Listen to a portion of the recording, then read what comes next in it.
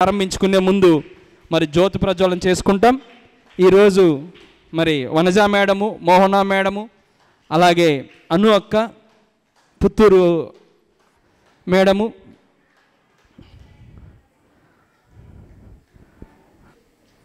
రండి మా గట్టిగా చెప్పలు కొడదాం. ఫస్ట్ సార్కి కేశవ గట్టిగా చెప్పలు కొట్టండి. ఈ అబ్బాయి ఎంత అదృష్టము.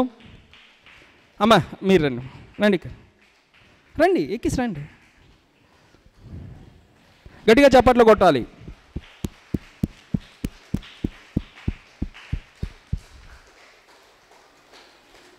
అది నలుపమ్మ.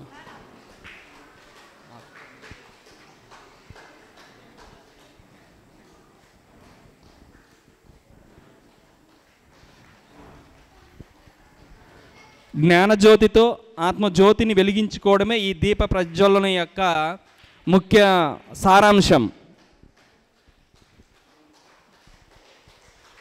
ఏదైతే మనం అంధకారాన్ని ఒక ఆత్మజ్ఞానంతో ఒక పెట్టున వదులుకుంటామో, అలాగే ఈ యొక్క అంధకారాన్ని ఈ జ్యోతి ప్రజ్వలన ద్వారా మరి మనం ఆత్మజ్ఞానం అనే దీంతో శుభసూచకంగా మనం జ్యోతి ప్రజ్వలన చేసుకుంటాం.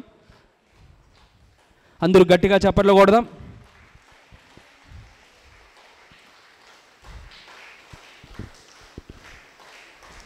మేడం పచ్చికాపురం మేడం, మేడం రండి మేడం, గట్టిగా.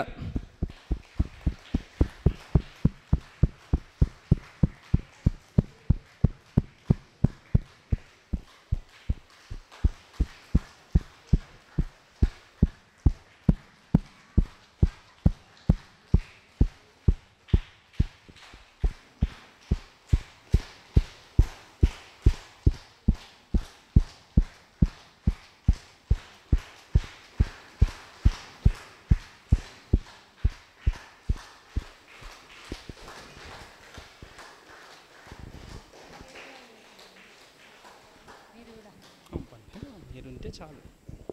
ఇక్కడ ఒక నిమిషం.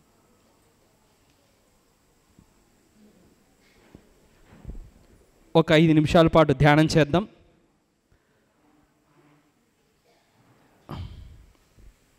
గీతామృతాన్ని ప్రసాదించుకునే ముందు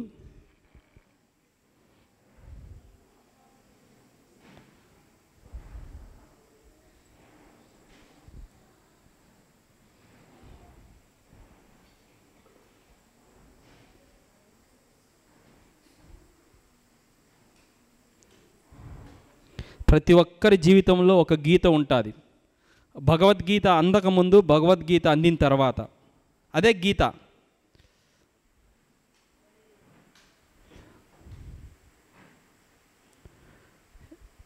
ఏ రోజైతే మన జీవితంలోకి భగవద్గీత వస్తుందో ఆ రోజు నుంచి వారి యొక్క జీవితం ఇంకోలా ఉంటుంది.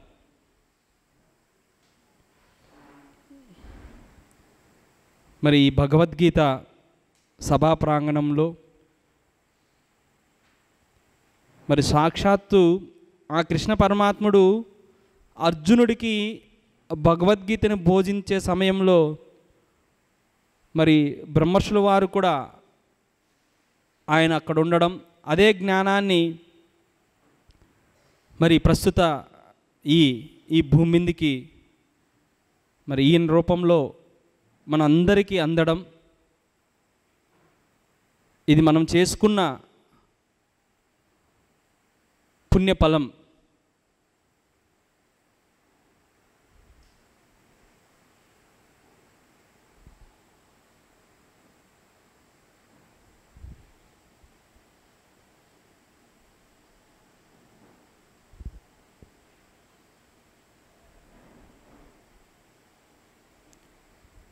హాయిగా ప్రశాంతంగా ఒక 3 నిమిషాలు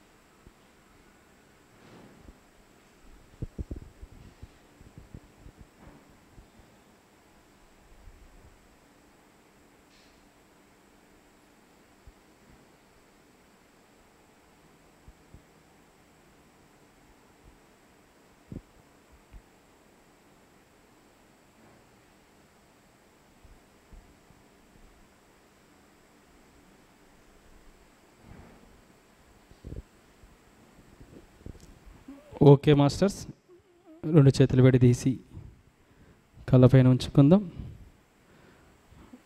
మరి జగద్గురు శ్రీకృష్ణ పరమాత్మ ఒకసారి గట్టిగా చప్పట్లు కొడదాం. అలాగే గురుమారా శ్రీ సదానంద మహాయోగికి ఒకసారి గట్టిగా చప్పట్లు కొడదాం. మన గురుదేవులు బ్రహ్మర్షి పితామహ పత్రిజీ గారికి ఒకసారి గట్టిగా చప్పట్లు కొడదాం. అలాగే నందప్రసాద్ మాస్టర్ గారికి ఒకసారి గట్టిగా చప్పట్లు కొడదాం. అలాగే సంకల్ప సిద్ధయోగి సుధాకర్ గారికి ఒకసారి గట్టిగా చప్పట్లు కొడదాం. మరి మన ముందు సాక్షాత్తు కృష్ణ పరమాత్మ రూపంలో ఇక్కడ ఉండి మనకి భగవద్గీత బోధిస్తున్న గోపాల్ రెడ్డి సార్కి ఒకసారి గట్టిగా చప్పట్లు కొట్టుకుంటూ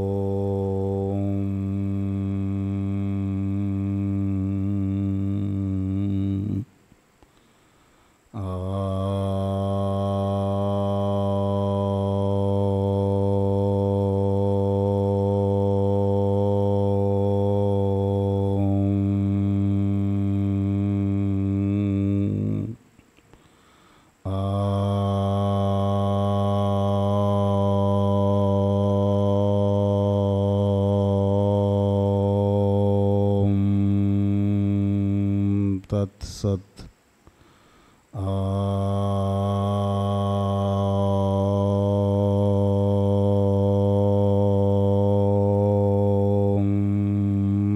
తత్సత్.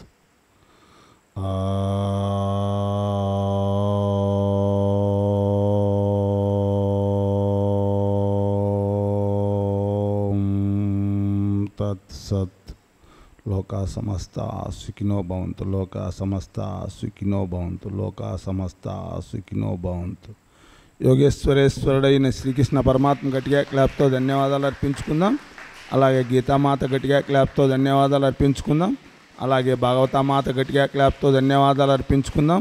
అలాగే రామాయణ మాత గట్టిగా క్లాప్తో ధన్యవాదాలు అర్పించుకుందాం. అలాగే మహాభారత మాత గట్టిగా క్లాప్తో ధన్యవాదాలు అర్పించుకుందాం. అలాగే వేదమాత గట్టిగా క్లాప్తో ధన్యవాదాలు అర్పించుకుందాం. అలాగే ఉపనిషత్తుల గట్టిగా క్లాప్తో ధన్యవాదాలు అర్పించుకుందాం. అలాగే బ్రహ్మసూత్రాల గట్టిగా క్లాప్తో ధన్యవాదాలు అర్పించుకుందాం. అలాగే వ్యాస భగవాన్ని గట్టిగా క్లాప్తో ధన్యవాదాలు అర్పించుకుందాం. అలాగే సుఖ భగవాన్ని గట్టిగా క్లాప్తో ధన్యవాదాలు అర్పించుకుందాం. అలాగే శంకర భగవాన్ని గట్టిగా క్లాప్తో ధన్యవాదాలు అర్పించుకుందాం.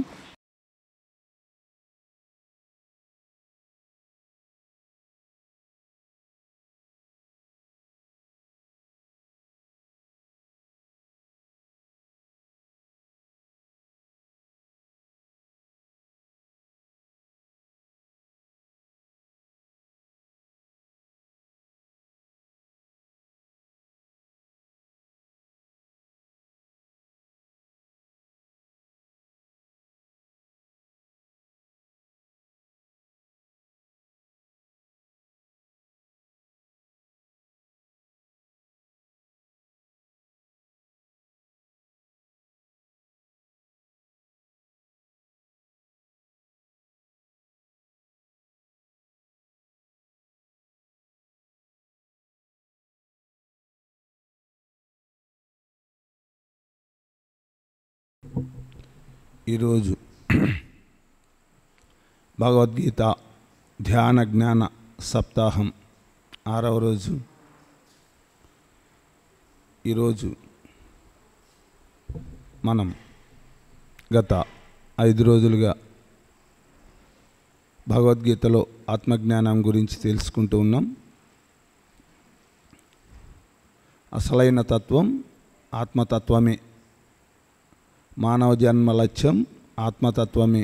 ఇది ఎన్నిసార్లు చెప్పుకున్నా ఆత్మ అనే ఆ స్ఫురణ, ఆ స్మరణ వచ్చిన వెంటనే మనం ఎంతో భాగ్యవంతులమే.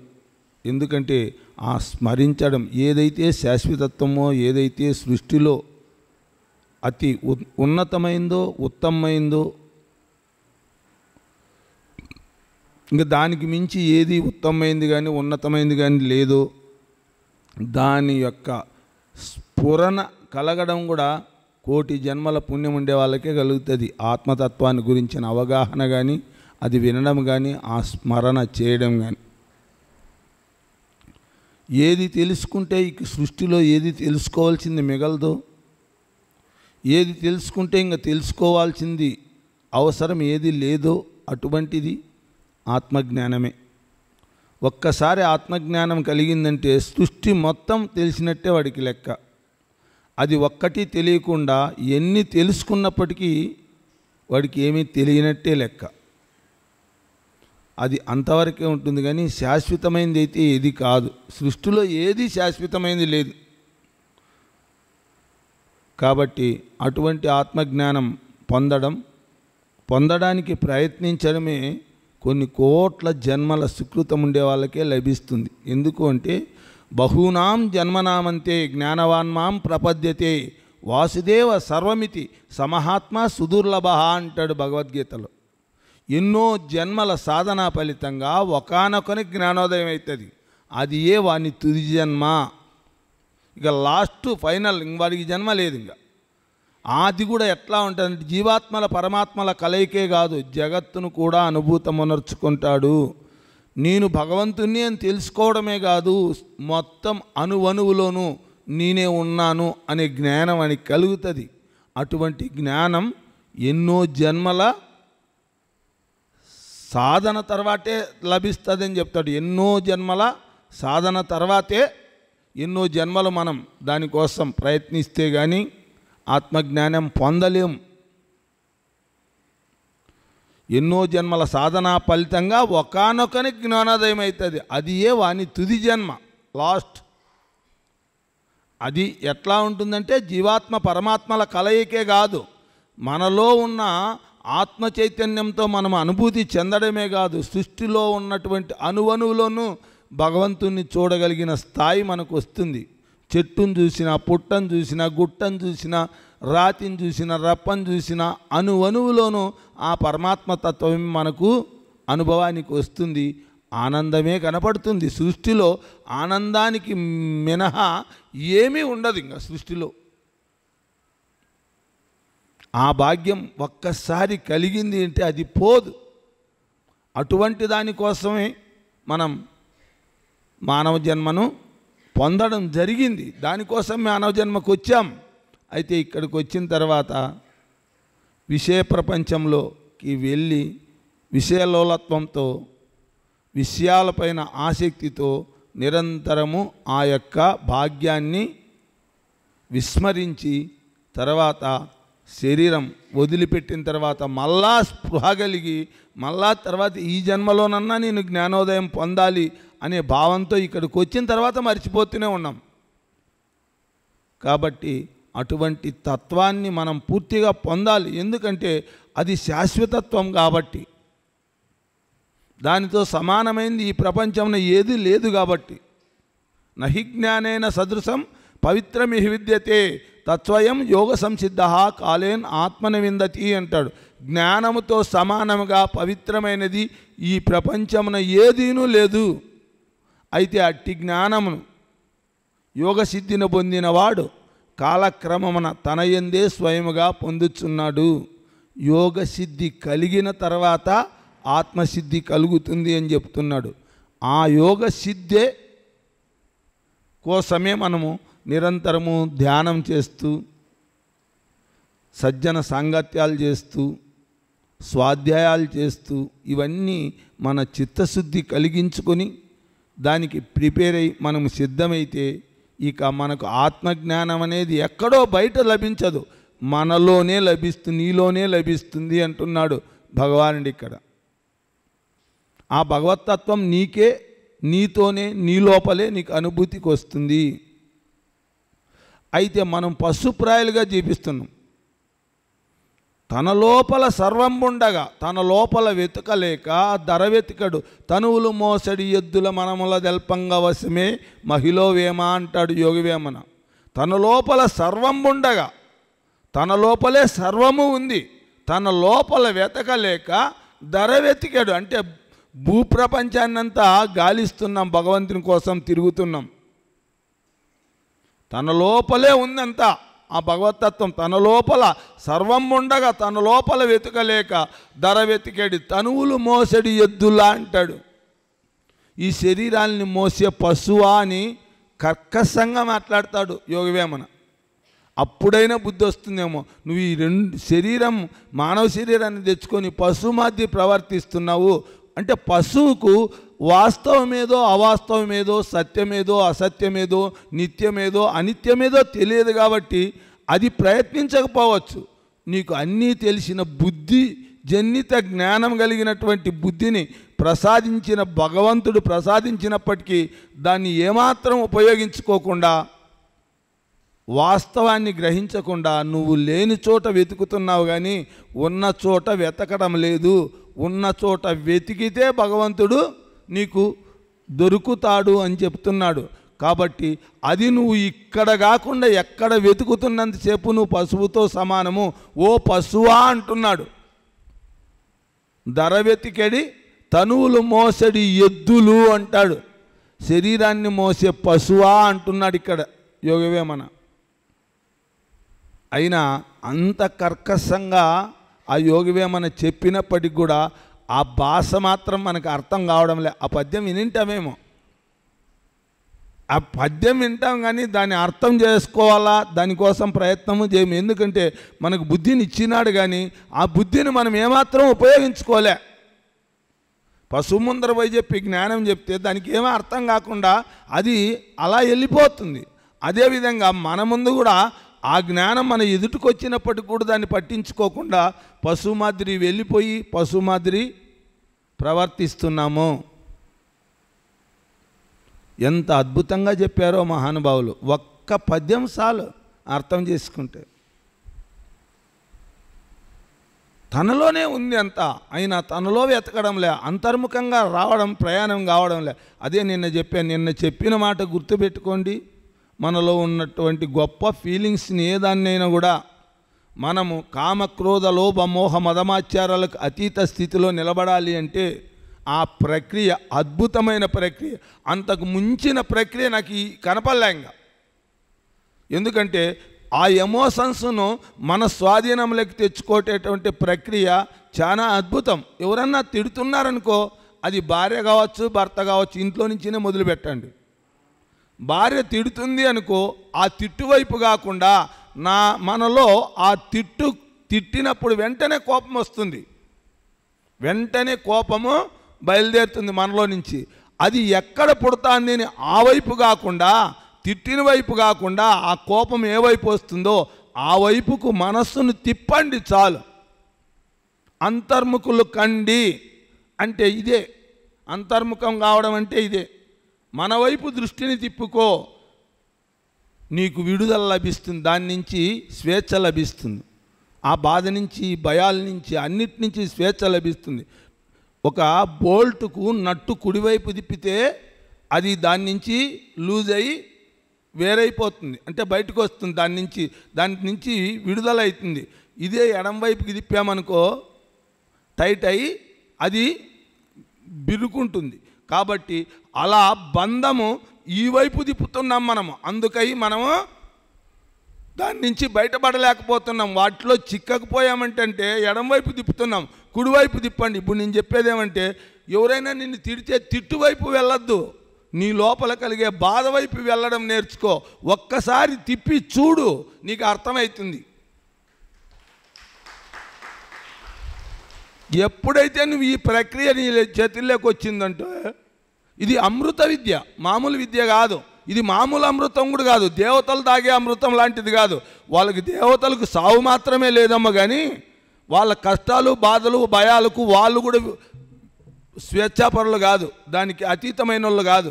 అయితే ఆత్మవిద్యలో ఈ విద్య వచ్చిందంటే నువ్వు పూర్ణంగా నీకు దివ్యామృతం లభించినట్లే, మామూలు అమృతం కాదు.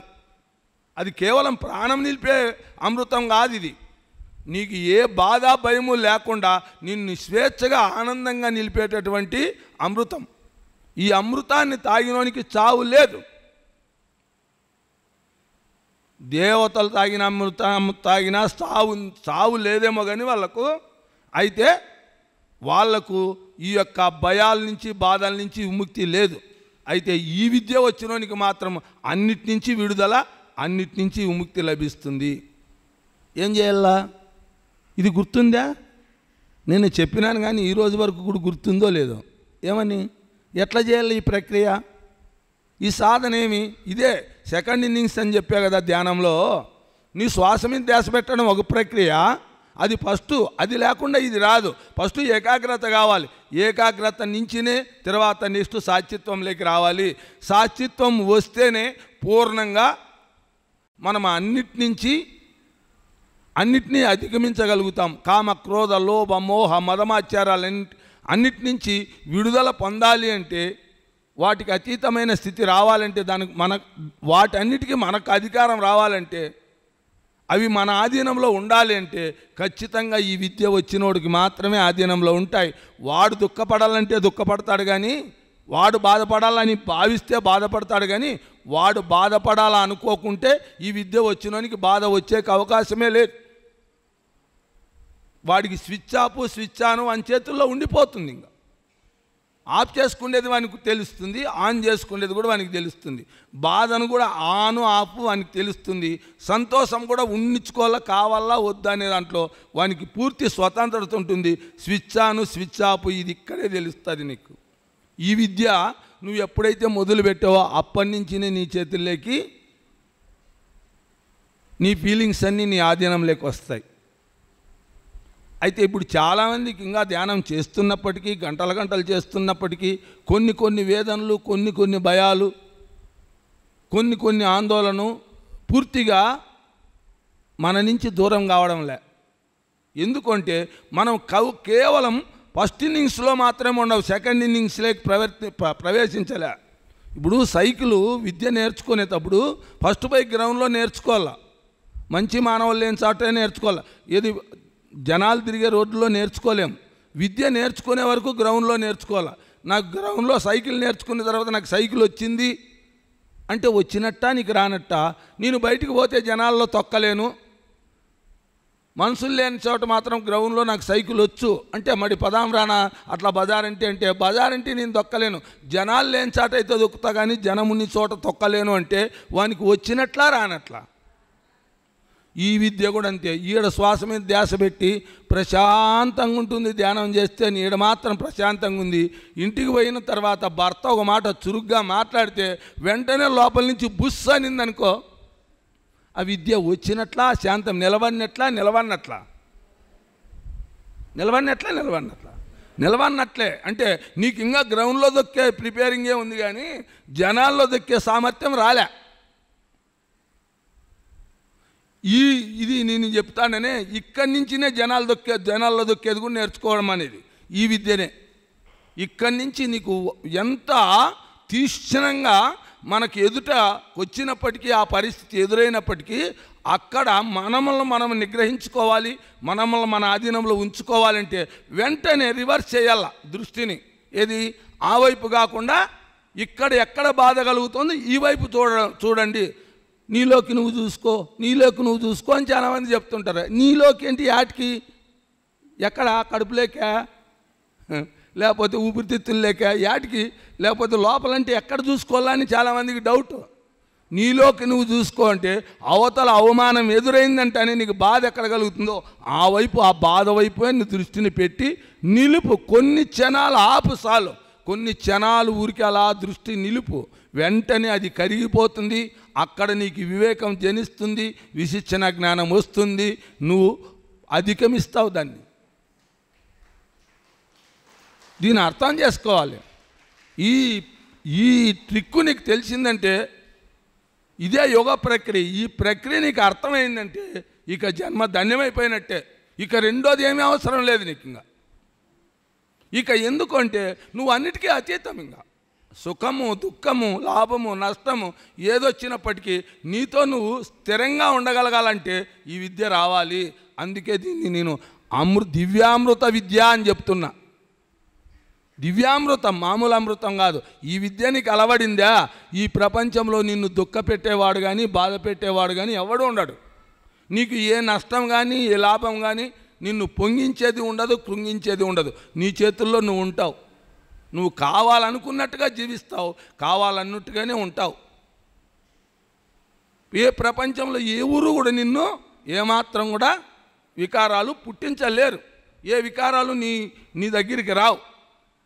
నువ్వు దాన్ని కావాలనుకుంటే నువ్వు దాన్ని ఆన్ చేసుకోవచ్చే కానీ కావాలనుకుపోతే మాత్రం ఆ స్విచ్ ఆన్ చేసుకోవు.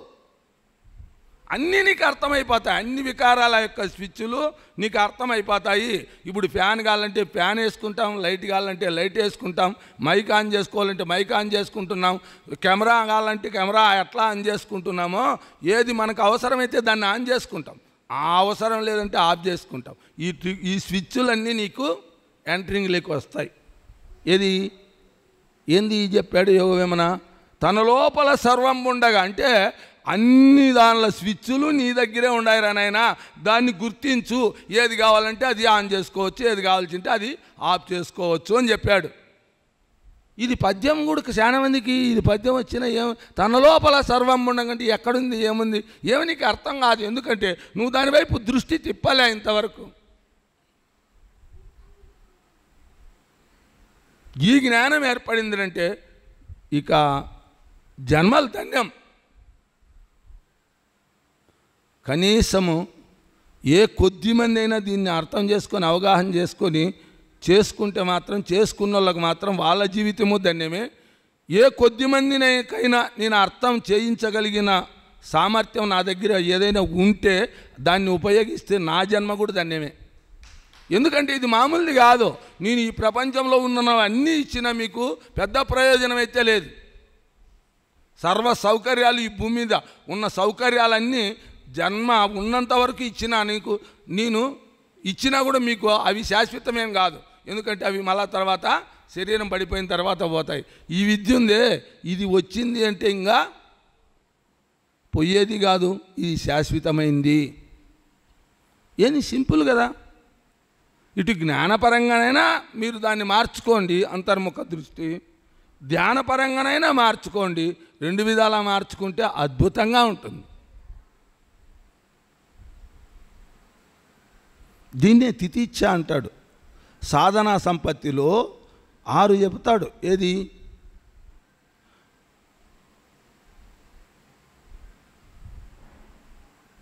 6 విషయాలు: శమము, దమము, ఉపరతి, తితిచ్ఛ, శ్రద్ధ,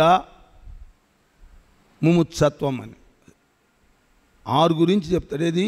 శమము, దమము, ఉపరతి, తితిచ్ఛ, శ్రద్ధ, ముముత్సత్వం. ఈ 6 విషయాలు నీకు అర్థమైనాయనుకో, ఇవి సాధనా సంపత్తి అంటాడు. సాధన అంటే ఎవరికి, చాలామందికి సాధన అంటే ఏమో తెలియదు. ఏదైతే ఎలా మనం అప్లై చేసుకోవాలో అలా అప్లై చేసుకోవడమే సాధన. అలా అర్థం చేసుకొని దానికి మనకు అనుగుణంగా దాన్ని ఉపయోగించుకోవడమే సాధన. ఫస్ట్ నిన్న చెప్పే కదా శమము అంటే ఏమంటే, ఆ శమము జ్ఞానేంద్రియ నిగ్రహం. కన్ను, ముక్కు, చెవి, నాలుక, చర్మం ఇవన్నీ కూడా ఇప్పుడు మనం అనుకుంటూనే ఉన్నాం. చూడకూడదు అనుకుంటున్నాం. చూడకూడదు చూస్తే పాపం వస్తుంది, చూడకూడదు చూస్తే పుణ్యం వస్తుంది అని తెలుసు. అయితే చూడకూడని దాన్ని చూడకూడదు అనుకుంటున్నాం, చూస్తున్నాం. మాట్లాడకూడని దాన్ని మాట్లాడకూడదు అనుకుంటున్నాం, మాట్లాడుతున్నాం. ఎందుకంటే మన స్విచ్ ఆన్లు మన చేతుల్లో లేవు. వినకూడదు వింటే పాపము అని అర్థమవుతుంది. అయితే వినకూడదే వింటున్నాం, పాపాన్ని మూట కట్టుకుంటున్నాం. మనకి ఇష్టం లేదో అయినా దాన్ని మనము దగ్గరికి చేసుకుంటున్నాం. ఇవన్నీ పాపాలు పుణ్యాలు. కేవలం పాప పుణ్యాలు అనేది మనం చేస్తేనే రావు. వినకూడదు వింటే పాపం వస్తుంది, చూడకూడదు చూస్తే పాపం వస్తుంది, తినకూడదు తింటే పాపం వస్తుంది. మాట్లాడకూడని మాట్లాడితే పాపం వస్తుంది. ఏదో మనకి ఇవన్నీ మనకు లెక్కల్లో ఉండవు. ఎవడో దుర్మార్గమైన విషయాలు చెప్తుంటాడు అనుకో, ఆ విషయాలు శ్రద్ధ పెట్టి చెవి పెట్టి విన్నావనుకో, ఎప్పుడైతే నువ్వు నీ మనస్సుని ఏ దానిపైన కేంద్రీకరిస్తావో ఆ లోపల నీకు దానికి సంబంధించింది కూడా ఉత్తేజితమై అది పవర్ఫుల్ లేక వస్తూ ఉంటుంది. అందుకే అక్కడ పాపం కూడబెడుతుంది అంటే అదే. ఏదైనా కానీ మనసుకుండే గొప్ప లక్షణం ఏమంటే నువ్వు దేనిపైన కేంద్రీకరిస్తావో అది నీకు సొంతం అవుతుంది. కాబట్టి నువ్వు చేసేటటువంటి పనుల్లో ఇవన్నీ కంట్రోల్లో లేవనుకో, దీని గురించి నీకు తెలియదు అనుకో, నువ్వు దాన్ని కంట్రోల్ చేసుకోలేవు. అందుకే శమము అంటే ఈ జ్ఞానేంద్రియ నిగ్రహం, కన్ను, ముక్కు, చెవి, నాలుక, చర్మము ఇవన్నీ పూర్తిగా నీ కంట్రోల్లో ఉన్నాయనుకో, నువ్వు చూడకూడదు చూడవు, చూడాల్సిందే చూస్తావు. నీ మనస్సులోకి కూడా రావాల్సిందే వస్తుంది, రాకూడని దాన్ని కట్ చేసేస్తావు, ఆపేస్తావు. ఇప్పుడు ఆపే శక్తి మనకు లేదు. అది వద్దనుకున్నా ఇప్పుడు బాధ ఎవరికైనా ఇష్టమా? ఇక్కడ ఉండే వాళ్ళు మాకు బాధ ఇష్టం అనే వాళ్ళు ఎవరు చేతులు ఎత్తండి. అది బాధ ఇష్టం లేదు, ఆ బాధ మనం అనుభవిస్తూనే ఉన్నాం. ఎందుకంటే దాని గురించిన స్విచ్ ఆన్ మన దగ్గర లేదు. వాడెవడో తిట్టిపోయాడు, ఇంక మళ్ళా తర్వాత బాధపడుతూనే ఉన్నాం. ఆ బాధకు శక్తి కూడా మనమే ఇస్తాం. దానికి ఇంధనం బయట నుంచి రాలే, ఖచ్చితంగా మనమే ఇంధనం ఇచ్చి దానికి వృద్ధి చేసుకుంటాం. దాంతోనే మనం ఇంధనం వేసి మనమే దాన్ని అప్లై చేసుకొని మనం దాంట్లో బాధల్లో పడతాం. అది ఎందుకు బాధపడతాను? బాధ అయితే ఇష్టంలే, అయినా దాన్ని ఆఫ్ చేసే నేర్పరితనం మన దగ్గర లేదు, దాని గురించిన జ్ఞానం మన దగ్గర లేదు. అది ఆడుందో, దాన్ని స్విచ్ ఆడుందో కూడా తెలియదు మనకు. ఎందుకంటే ఇంతవరకు బయట చూసినాం, కానీ అవి ఉండేది లోపల. నువ్వు బయట చూసినావు, నీకు ఎట్లా తెలుస్తాయి? ఈ సాధన చేసి చూడండి, నీ లోపల ఏముండాయో, నువ్వు ఎట్లా ఆఫ్ చేసుకోవాలో అన్నీ నీకు తెలుస్తాయి. ఈ సాధనా ప్రక్రియలు చాలామందికి అర్థం కాకనే వాళ్ళ సతమతం అవుతున్నారే కానీ వాస్తవంగా సతమతమైతే మానవునికి దుఃఖం అనేది లేదు అని ఎందుకు చెప్పారు మహానుభావులు అంటే, మానవ మేధస్సుకున్న గొప్పతనం అది, బుద్ధికున్న గొప్పతనం అది. పశువుకు లేకపోవచ్చు, నువ్వు చెప్తే ఇనే లేకపోవచ్చు. సృష్టి రహస్యం చెప్పినా దానికి అర్థం కాదు, మనకు చెప్పితే అర్థం చేసుకునే బుద్ధి ఉంది. ఆ బుద్ధి ద్వారా నీకు ఇష్టం వచ్చినట్టు నువ్వు జీవించవచ్చు. ఆనందంగా జీవించాలా, దుఃఖాలతో జీవించాలా అనేది నీ ఛాయిసే. మానవునికి ఆ స్వతంత్రత పరిపూర్ణంగా ఇచ్చాడు భగవానుడు. అయితే దాని గురించిన అర్థం కాకపోవడం వల్ల, అజ్ఞానం వల్లే మనము ఈ బాధలకు గురై, భయాలకు గురై, మానవులో కష్టమే లేదు అని నేను అన్నాను అనుకో, ఎందుకు లేదు కష్టం అంటారు ప్రతి ఒక్కడు కూడా. మాకు అనుభవంలో ఉన్నాయి ఎన్ని కష్టాలు, బాధలు ఉన్నాయి, కనపడుతున్నాయి. నువ్వు లేవంటావే, ఉండాయి లేవు అనేది నీకు ఎందుకు తెలియలేదంటే నువ్వు బయట చూసే చూపే ఉంది, కానీ దానివైపు దృష్టి, నీ వైపు నీవు చూసుకునే దృష్టి నీకు లేదు. మానవ జన్మ సౌలభ్యం నీకు ఎంతుంది అని తెలుసుకోలేను, అందుకోసమే నీకుంది. అందుకే కృష్ణుడు అర్జునుడు అడుగుతాడు ఏమని, స్వామి నీవు భగవంతునివా? ఏమంటాడైనా, నేను భగవంతున్నే. నేనే కాదయ్యా భగవంతుని, నువ్వు కూడా భగవంతునివే. నీ దౌర్బల్యం ఏమంటే నువ్వు ఎంతసేపు బహిర్ముఖ దృష్టిలో ఉండి నీకేదో నువ్వెవరో నీకు అర్థం తెలియదు కాబట్టి నువ్వు భగవంతునివి అనేది నీకు తెలియడంలే. నీ ఆనంద స్వరూపునివని నీకు అర్థం కావడంలే. నువ్వు అంతర్ముఖుడుగా చూడు, నువ్వు భగవంతుడే, నేను భగవంతుడే, అనువనువు భగవంతత్వమే, అంతకంటే ఇంకేం గొప్ప వేరుగా ఏమీ లేదే.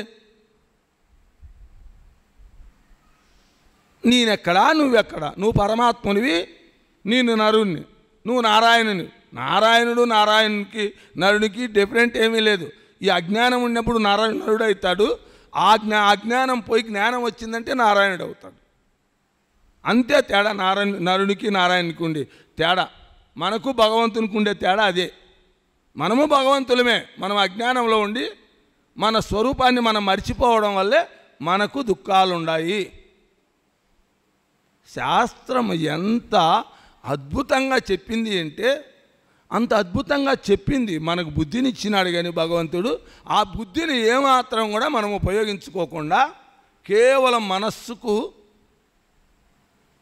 అధికారం ఇచ్చి దాని లోలత్వంలో పడి అది ఎలా నడిపిస్తే అలా నడుస్తూ, అది ఏడిపిస్తే ఏడుస్తూ, సంతోషింపజేస్తే సంతోషిస్తూ మనము స్వతంత్రతను కోల్పోయి ప్రవర్తిస్తున్నాము. దీన్ని అజ్ఞానము అంటారు. ఇప్పటికీ అర్థమైందా? నేను ఇంతసేపు ఎందుకు చెప్తున్నానంటే, ఇది మీకు అర్థం కాకుండా నిన్న చెప్పినాడు సారు, మొన్న చెప్పినాడు, మళ్ళీ ఈరోజు ఎందుకు చెప్తానంటే ఇది ఇంపార్టెంటు. నేను ఒక నెలంతా ఇక్కడ కూర్చొని భగవద్గీత బోధించిన ఈ పాయింట్ మీకు అర్థం కాలేదనుకో, మీ సుఖదుఖాలు మీ చేతుల్లోకి రావు. మీ సుఖదుఖాలు మన సుఖదుఖాలు మన చేతుల్లోకి రావాలి అంటే దీని యొక్క ప్రక్రియ మనకు అర్థం అవ్వాలి. దాన్ని మనం ఆపరేట్ చేసుకోవాలి. మనకు అనుగుణంగా మనకి ఇష్టం వచ్చినట్లు మనం ఆడుకునే స్థాయి రావాలి. ఏం బుద్ధుడు ఆవంతం తిట్టిన ఆయనంత హ్యాపీగా ఎలా ఉండగలిగాడు? ఎందుకు? ఆయన అంతర్ముఖుడు అయ్యాడు. అర్థమైపోయింది. అర్థమైనోడు ఎవడైనా అట్లే ఉంటాడు. మానవమానాలకు అతీతుడవుతాడు, సుఖదుఖాలకు అతీతుడవుతాడు. దీని రెండింటినీ సమానంగా స్వీకరించే స్థాయి ఎక్కడ వస్తుందంటే అక్కడే. సుఖదుఖే సమేకృత్వా లాభాలాభౌ జయాజయౌ తతో యుద్ధాయుజ్యస్వ నైవం పాపం అవాప్స్యసి అంటాడు భగవద్గీతలో కృష్ణుడు. సుఖదుఖములు, లాభనష్టములు, జయాపజయములు అని వాని యొక్క కర్మ ఫలితములందరూ ఆపేచ్చన వలదలే. ఎట్టి ఫలితం వచ్చినను సమముగానే చూస్తూ నీ కర్తవ్యము యుద్ధమునర్పము. నీ పని నువ్వు దాన్ని నీ కంట్రోల్లో పెట్టుకొని, నీ మనస్సు, బుద్ధి, ఇంద్రియాలు నీ కంట్రోల్లోకి వచ్చిన తర్వాత నీ పని నువ్వు చేసుకుంటూ పోతావే కానీ అక్కడొచ్చేటటువంటి వ్యతిరేక అనుకూల ఫలితాలకు ఏమాత్రం కూడా నువ్వు వశము కావు. ఎందుకు అంటే అన్నీ నీ చేతుల్లోకి వచ్చాయి. నువ్వు కావాలంటే అది వస్తుందే కానీ తనంతట అది రాదు. ఆ లెవెల్ రావాలా అంటాడు భగవానుడు ఇక్కడ. ఇది ఒక్కొక్క మార్గంలో ఒక్కొక్కరు పట్టుకున్న వాళ్ళు ఉన్నారు. భక్తి మార్గంలో కొంతమంది పట్టుకుంటారు. భక్తి అంటే ఏమనుకుంటారంటే ఏదో పోయి గుడికి పోయి నమస్కారం చేసి ఓ టెంకాయ ఇచ్చి ఊద్బత్తీలు తిప్పి కర్పూరం వెలిగించి నమస్కరించి వచ్చేస్తే అయిపోయింది, అది భక్తి అనుకుంటాం. అక్కడితో భక్తి అయిపోయింది అనుకుంటాం. భక్తి యోగం కాదది. భక్తి యోగం అంటే దాని గురించిన అవగాహన. ఒక కుంతిమాతను తెచ్చుకో, అటువంటి మహాపురుషుల చరిత్రలను విను. మహాభారతమో, రామాయణమో, భగవద్గీతో, భాగవతమో వింటే నీకు అర్థమవుతుంది వాళ్ళ చరిత్రలు ఎందుకు చెప్పారంటే కనీసం మనము ఇలా జ్ఞానస్వరూపంగా మనం తెలుసుకోలేనులైనా కథారూపకంగానైనా వాళ్ళకి అర్థమవుతుందని కొన్ని విషయాలు భాగవతంలో సింపుల్గా.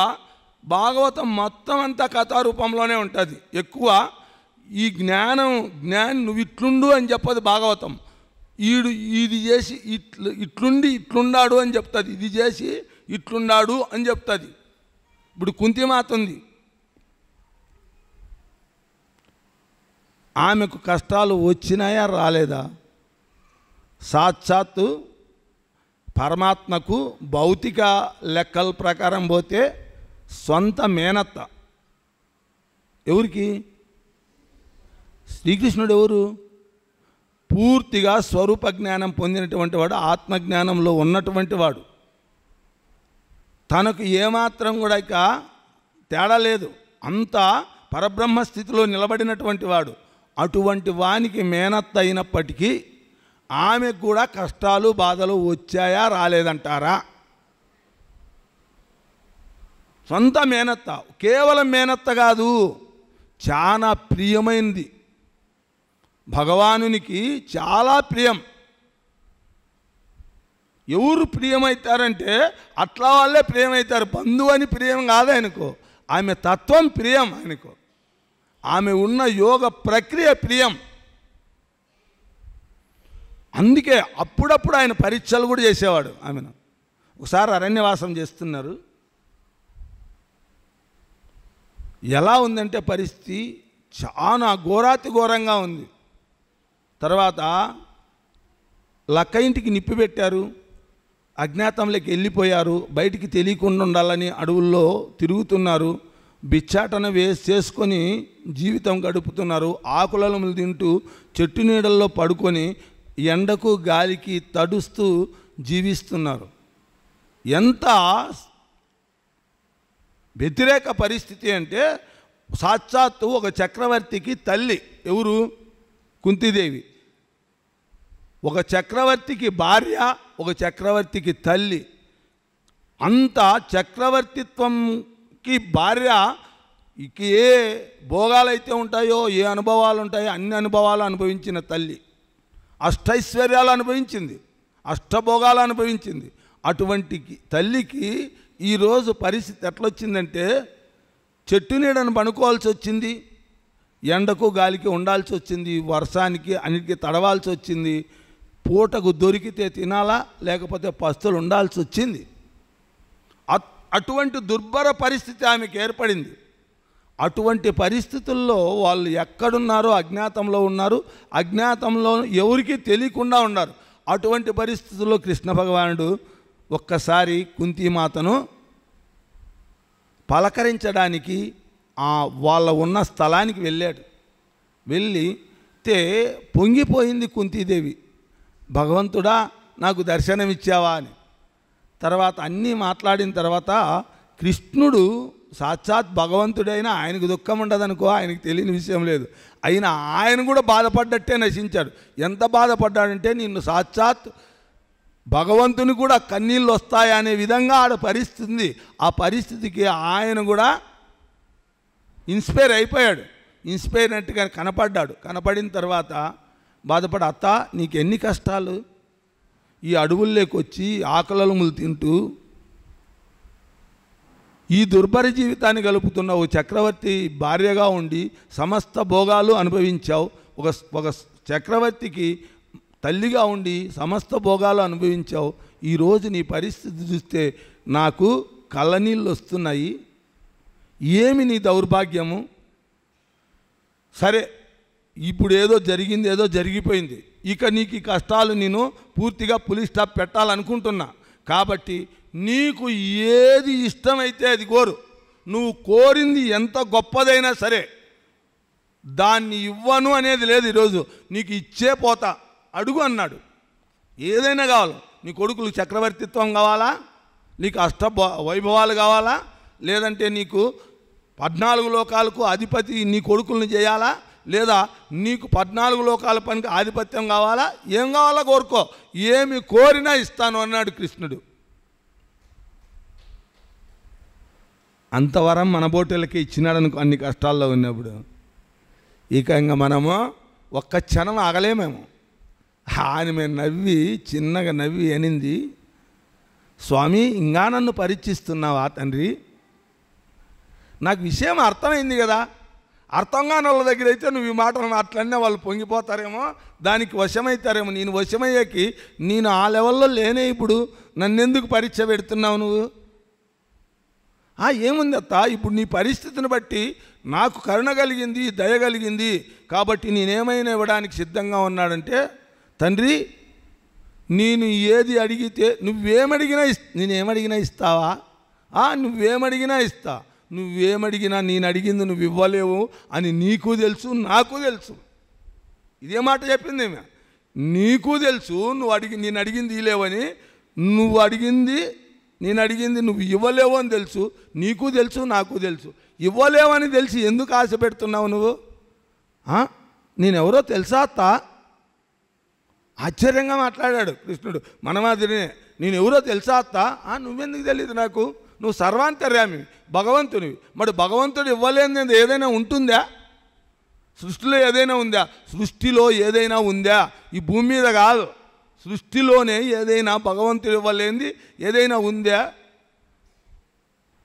ఈ లేకపోవచ్చు, కానీ నేను అడిగింది మాత్రం నీ దగ్గర లేదు, నువ్వు ఇవ్వలేవు. నిష్ఠూరం చేశాడు కృష్ణుడు కూడా. ఏంది అట్లా మాట్లాడతాను, నన్ను అంత చులకం చేస్తాడు అత్త? నేను ఎట్లాగ నువ్వు భగవంతుడని ఓ పక్క నన్ను ప్రశంసిస్తూనే ఒక పక్క నన్ను తిరస్కరిస్తున్నావు. నా స్థితిని నువ్వు అర్థం చేసుకోకుండా మాట్లాడినట్టు అనిపించాలే నాకు. అంటే లేదు తండ్రి, నేను ఒక మాట చెప్తా, ఈయన ఇస్తావా అంటే ఇస్తానంటాడు. నిలబెట్టుకోలేకపోతే నీకు అవమానం కదయ్యా, నిన్ను చిన్నపుచ్చుకునే స్థితిని నేను తేవాలనుకోలేదు, నువ్వు మళ్ళీ చిన్నపుచ్చుకుంటే బాగుండదు కదా.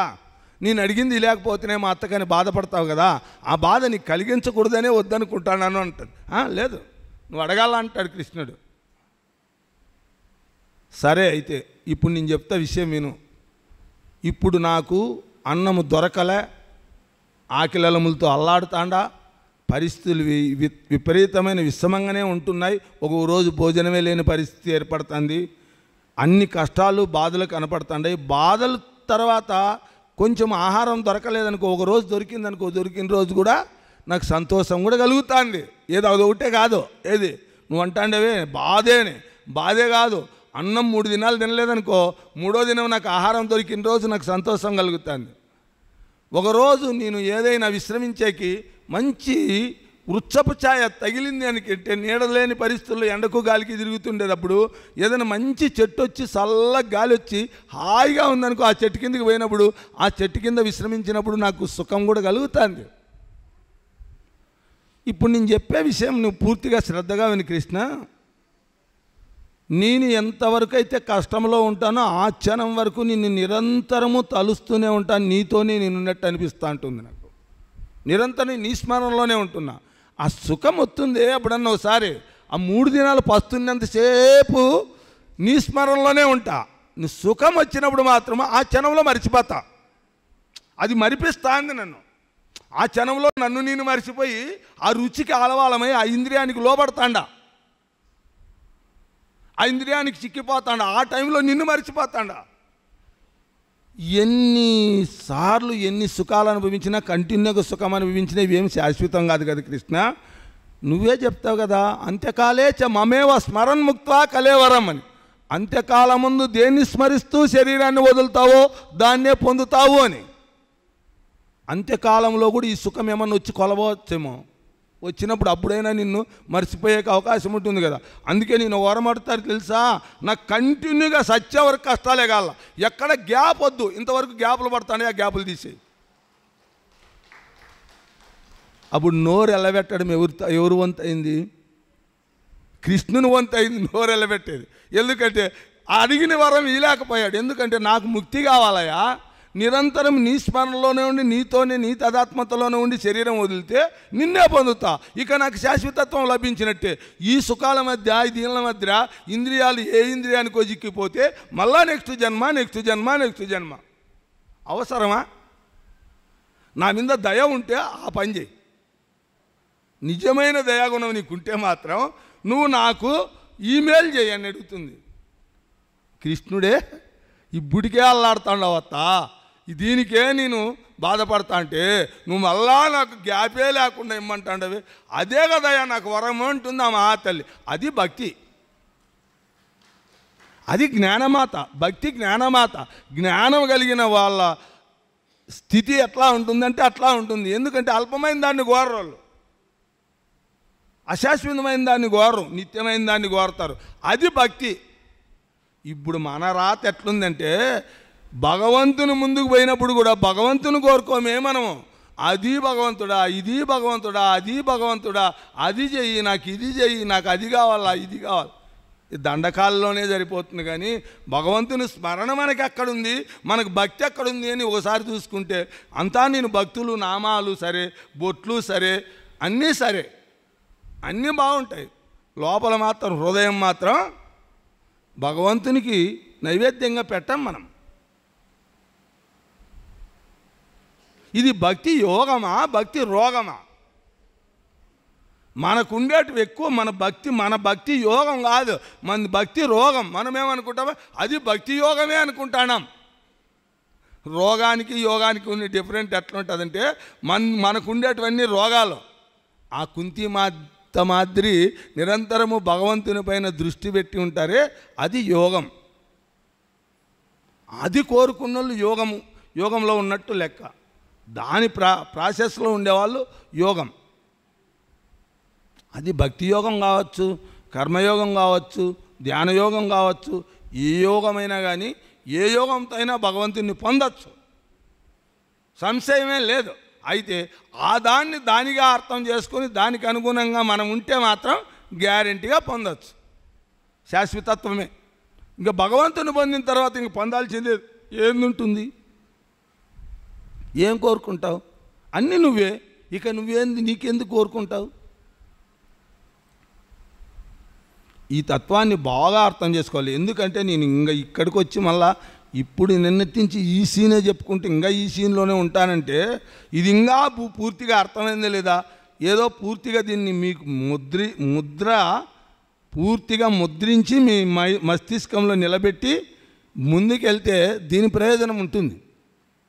లేదు అది ఏదో ఆటికే నిన్నటికి మర్చిపోయినారనుకో, మళ్ళా ఎందుకు గుర్తు చేస్తున్నానంటే ఇంకా ఒక యాంగిల్లో, ఎందుకంటే ఒక్కొక్క యాంగిల్లో ఒక్కొక్కసారి చెప్పుకుంటూ వచ్చాయి. ఎందుకు చెప్తున్నానంటే ఇటు జ్ఞానం ఎట్లుంటుంది, అటు ధ్యానం ఎట్లుంటుంది, తర్వాత భక్తి ఎట్లుంటుంది, ఏ మార్గంలో అయినా ఎలా భగవంతుని వైపు దృష్టి నిలుపుకొని భగవంతునితో నిలిపితే వచ్చేటటువంటి ప్రయోజనం ఏమి అని తెలిస్తే మనం దానికి అనుగుణంగా ఉండొచ్చు.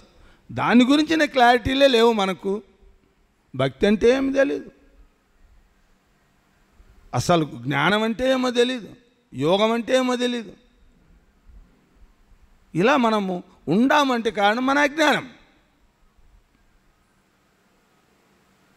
పుంకాలుగా జ్ఞానాన్ని మనకు పంచారు మహానుభావులు. వాళ్ళు తపోనిష్టలో ఉండి ఆ యొక్క సృష్టి రహస్యాలను సంపూర్ణంగా గ్రహించి పూర్తి క్లారిటీతో మనకు మన స్వరూపాన్ని గురించి వివరించారు. అయినా మనకు మాత్రం దాన్ని అర్థమే చేసుకోలే.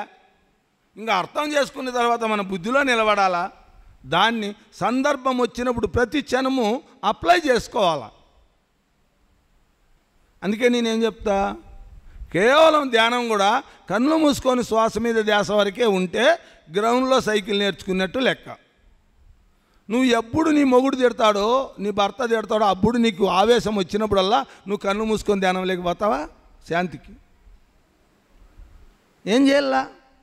నేను చెప్పే ఈ పాయింట్ మీకు దొరికిందనుకో ఏం చేస్తారు?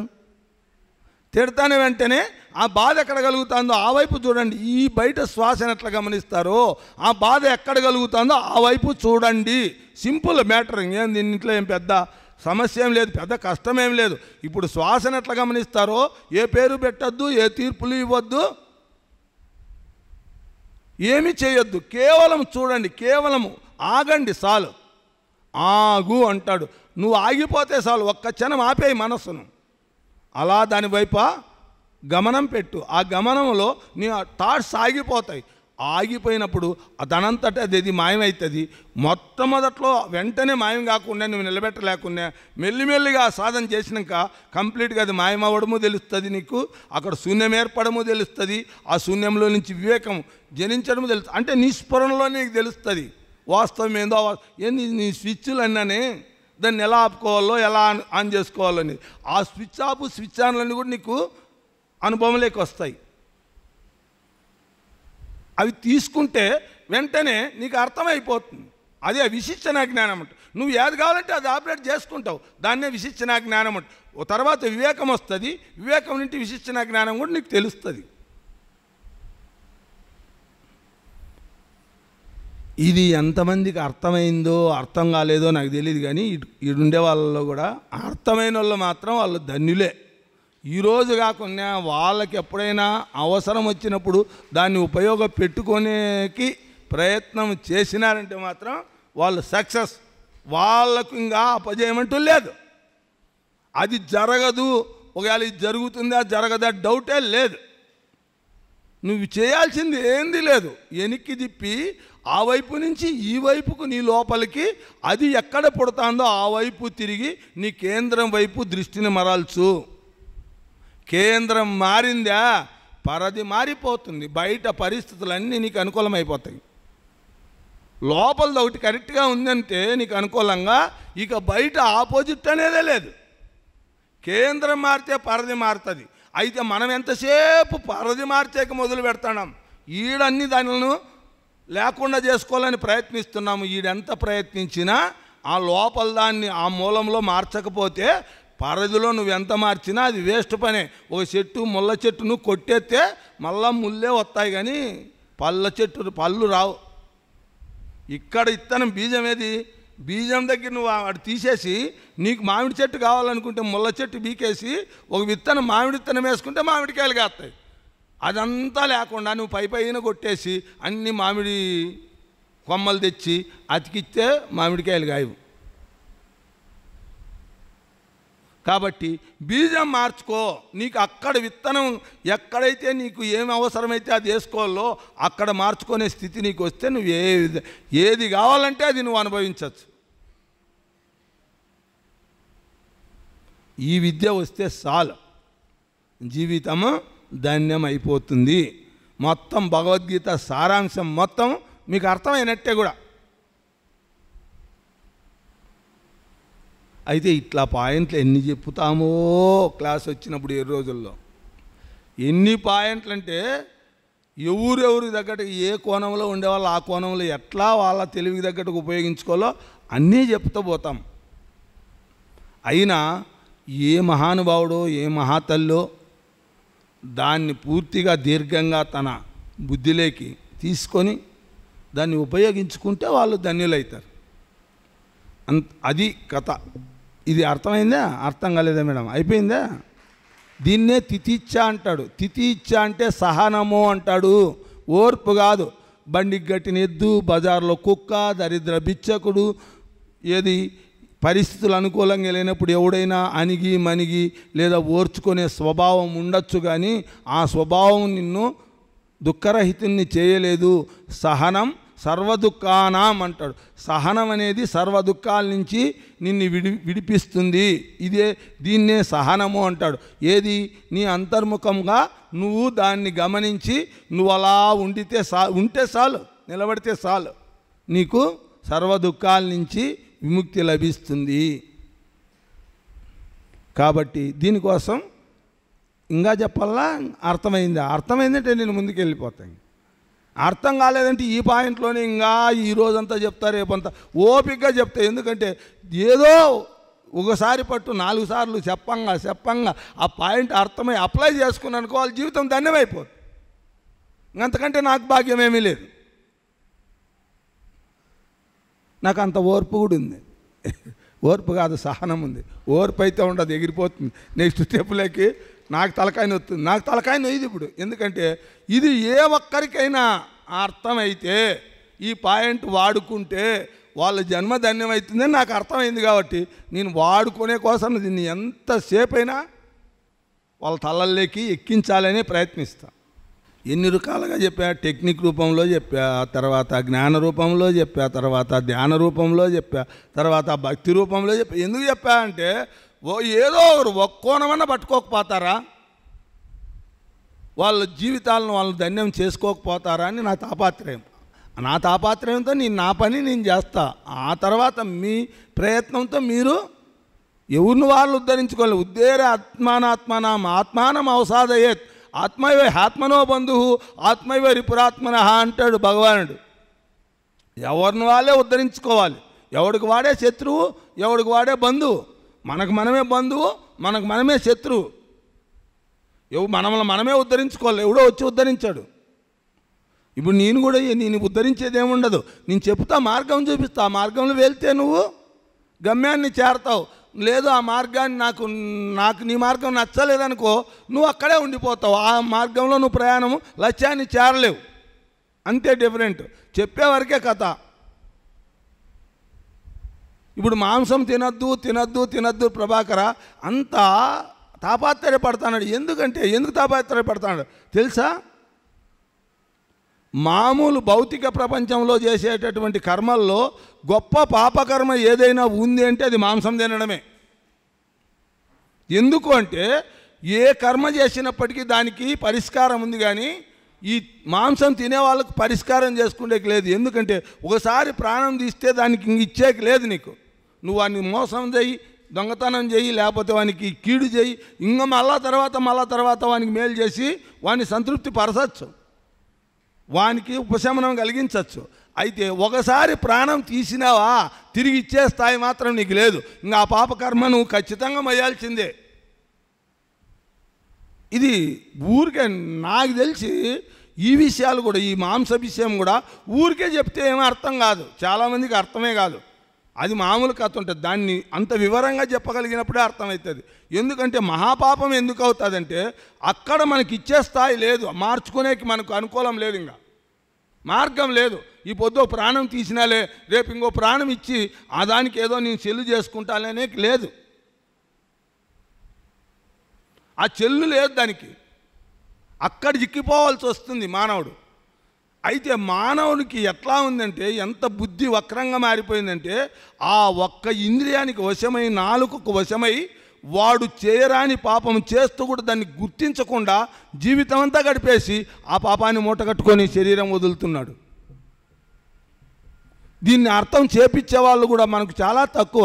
చెప్పేవాళ్ళు ఎవరైనా ఉంటే బలవంతంగా మాంసం మాను అని శాకాహార ర్యాలీలు పెట్టి అది పెట్టి ఇది పెట్టి చూపిస్తాంటారే, కానీ వాళ్ళకు వాస్తవంగా ఇది జ్ఞాన రూపంలో పోయినప్పుడు మాత్రమే వానికి అర్థమైతే వాడు వదిలితే అద్భుతంగా ఉంటుంది. అది ఆ విధంగా దాన్ని ప్రచారం చేయాలి. మరి ఏదో పాంప్లెట్లు పట్టుకోనో లేకపోతే ఇవి పట్టుకోనో అవి పట్టుకోనో చూసి మారేవాడు మారచ్చు. దానిలో కూడా ఏ మహానుభావుడో మారతాడేమో, కానీ మామూలుడు అందరూ కరుడుగట్టిన వాళ్ళందరూ మారలేరు. కరుడుగట్టినోడు కూడా మారాలంటే మాటలు వాస్తవాలు అని గుర్తికి రావాలి. వాస్తవం మనకి అర్థం చేపిస్తే మాత్రం మారిపోతాడు. కరుడుగట్టిన మాంసవాది కూడా మారతాడు. ఎందుకు అంటే దానికి నేనే నిదర్శనము. నాకంటే నాకు ఈ ప్రపంచంలో ఏదైనా ఇష్టమైంది ఉంది, అంత అద్భుతమైంది ఉంది అంటే అది నాకు మాంసమే. ఆ రుచికి మించింది ఈ ప్రపంచంలో ఏ సుఖము లేదనిపించేది. ఇక నేనే మారినానంటే ఈ ప్రపంచంలో ఎవడైనా మారతాడు. పచ్చి మాంసాహారిని. ఇప్పుడు నేను ఇంత నిక్కచ్చిగా ఎందుకు చెప్తున్నానంటే విషయం అర్థమైంది కాబట్టి. అర్థం కానని చెప్పు. నేను కూడా పత్రిసారు దగ్గరికి వచ్చిన తర్వాత కూడా, పక్కన కూర్చున్న తర్వాత కూడా, నాకు మొట్టమొదట కలయికలోనే పత్రిసారు దగ్గరికి పిలిచి తన పక్కన కూర్చోబెట్టుకొని, అది అక్కడ సభలో కూడా కాదు, ఫస్ట్ కలయిక అలా ఒక ఊరి నుంచి నేను మెడిటేషన్లోకి వచ్చా. నాకు 10 రోగాలు వచ్చాయి. ఇది నీకు భగవద్గీత చెప్తూ ఈయన కథ ఎందుకు చెప్తున్నాడు అనుకుంటారేమో, ఇది ఉపయోగం కాబట్టి చెప్తాడు. ఖచ్చితంగా నాకు 10 రోగాలు ఎంటర్ అయ్యాయి. బాడీ అంతా కంప్లీట్గా కొలాప్స్ అయిపోయింది. ఒకవైపు పండుకుంటే ఉద్యోగం వచ్చేది. ఇది 27 సంవత్సరాల మాట. ఇక మొత్తం అన్నీ కొలాప్స్ అయిపోయినాయి. ఇక నాకు బాడీ లేదు, ఇంక ఎప్పుడు ఏ క్షణంలో అయినా వదలాలి అనే పరిస్థితుల్లో ఈ మెడిటేషన్లోకి రావడం కూడా జరిగింది. ఇది కూడా దీనికి ముఖ్య కారణం భగవద్గీతే. ఎందుకంటే భగవద్గీత గురించి నాకేమీ తెలియదు. అప్పుడు నాకున్న వ్యాపారాలన్నింటినీ పూర్తిగా స్తంభింపజేసేసి, ఇంకెందుకంటే నేను ఉంటానో పోతానో, నేను పోతే ఎవడు అప్పులలో ఈడు డబ్బులు వసూలు చేసి వాళ్ళకి ఏదో డిపాజిట్ చేసిపోతే వాళ్ళ జీవితం పాపం ఏదో సాఫీగా జరుగుతుంది, నా జీవితం ఎట్లా నాశనం అయిపోయిందని అంతా చూసుకుంటూ ఉన్నప్పుడు కలెక్షన్లకు పోయినప్పుడు ఒక ఆయన భగవద్గీత గురించి ఇంకొక ఆయనకి చెప్తున్నాడు. అంటే మాట్లాడుకుంటున్నారు. చెప్తున్నారంటే వాళ్ళిద్దరూ కలిసి డిస్కషన్ చేసుకుంటున్నారు. వాళ్ళు మాట్లాడుతూ అంటే నాకేం అది పట్టదు కదా, నాకేం తెలుసు, నాకేం తెలిసే పరిస్థితి లేదు. ఆ జీవితం అట్లాంటిది. దానివైపు తొంగి చూసే కూడా అవకాశాలు లేవు. అలా వాళ్ళు మాట్లాడుతుంటే రెండుసేపు నిలబడ్డా. నాకు అవసరం కదా, నా కలెక్షన్ కావాల డబ్బులు, ఇస్తే పోతానన్నా, నేను పోతాను అన్నా. కొంచెంసేపు కూర్చో, మంచి మాటలు చెప్తున్నాడు కదా. మంచి మాటలు చెప్పేటప్పుడు ఏమి నష్టం వచ్చింది, ఏముంది, ఓ 10 నిమిషాలకి ఏమైనా మునిగిపోతుందా అన్నాడు ఆయన. అన్నప్పుడు ఇంక సరేలే అని చెప్పాడు. కుర్చీ ఎత్తి ఆడు కూర్చున్న తర్వాత ఆయన చెప్తున్నారు వింటున్నా. నా దృష్టి అంతా ఎట్లుందంటే, నేను ఎప్పుడు చస్తానో నాకు ఈ ఆలోచన, ఎప్పుడు పోతానో ఇది ఎట్లా బయటపడాలా ఈ ఆలోచనలో ఉండగాని నాకు భగవద్గీత లేకపోతే రామాయణమో మహాభారతమో లేకపోతే ధ్యానమో గీనమో ఇవేమీ నాకేం పడతాయి, అప్పుడు ఏమైనా పట్టేట్టుకుండా అని నేనుండా. విన్నప్పుడు నాకు ఆలోచన ఏందో, నీళ్ళు ఏటంటి కొట్టకపోయేవానికి ఏందన్నోగా గడ్డిపోస దొరికితే కూడా దాని ఆధారంతో బయటికి పడదామా అని ఎట్లా ఆలోచిస్తాడో ఆ ఆలోచనలో నేనుండా. వాళ్ళు చెప్తా అంటే భగవద్గీతలో ఏమన్నా ధైర్యంగా ఉండేకి ఏదైనా ఒక మంత్రం ఉందా అని అడిగా. నిశ్చలంగా నిర్మలంగా ఏదో ఈ బాధ నుంచి రొంచెప్పు ఓర్చుకొని సహించే శక్తి అన్న ఇచ్చే మంత్రం ఏదైనా ఉందా అని అడిగా. అంటే ఆయన అన్నాడు ఎందుకు లేదు అన్నాడు. మరి ఏం మంత్రం, మా శ్లోకం అనేది తెలియదు నాకు, దాంట్లో మంత్రాలు ఏం కాదు, అన్ని మంత్రాక్షరాలైనా అవి శ్లోకాలు అంటారు కానీ మంత్రాలు అంటారు దాన్ని. ఆ ఒక శ్లోకం ఏదన్నా ఉందంటే ఒక శ్లోకం చెప్పాడు. ఇది వివేకానందకు చాలా ఇష్టము, మహాధైర్యాన్ని ఇస్తుంది, ఇది పెట్టుకో అన్నాడు.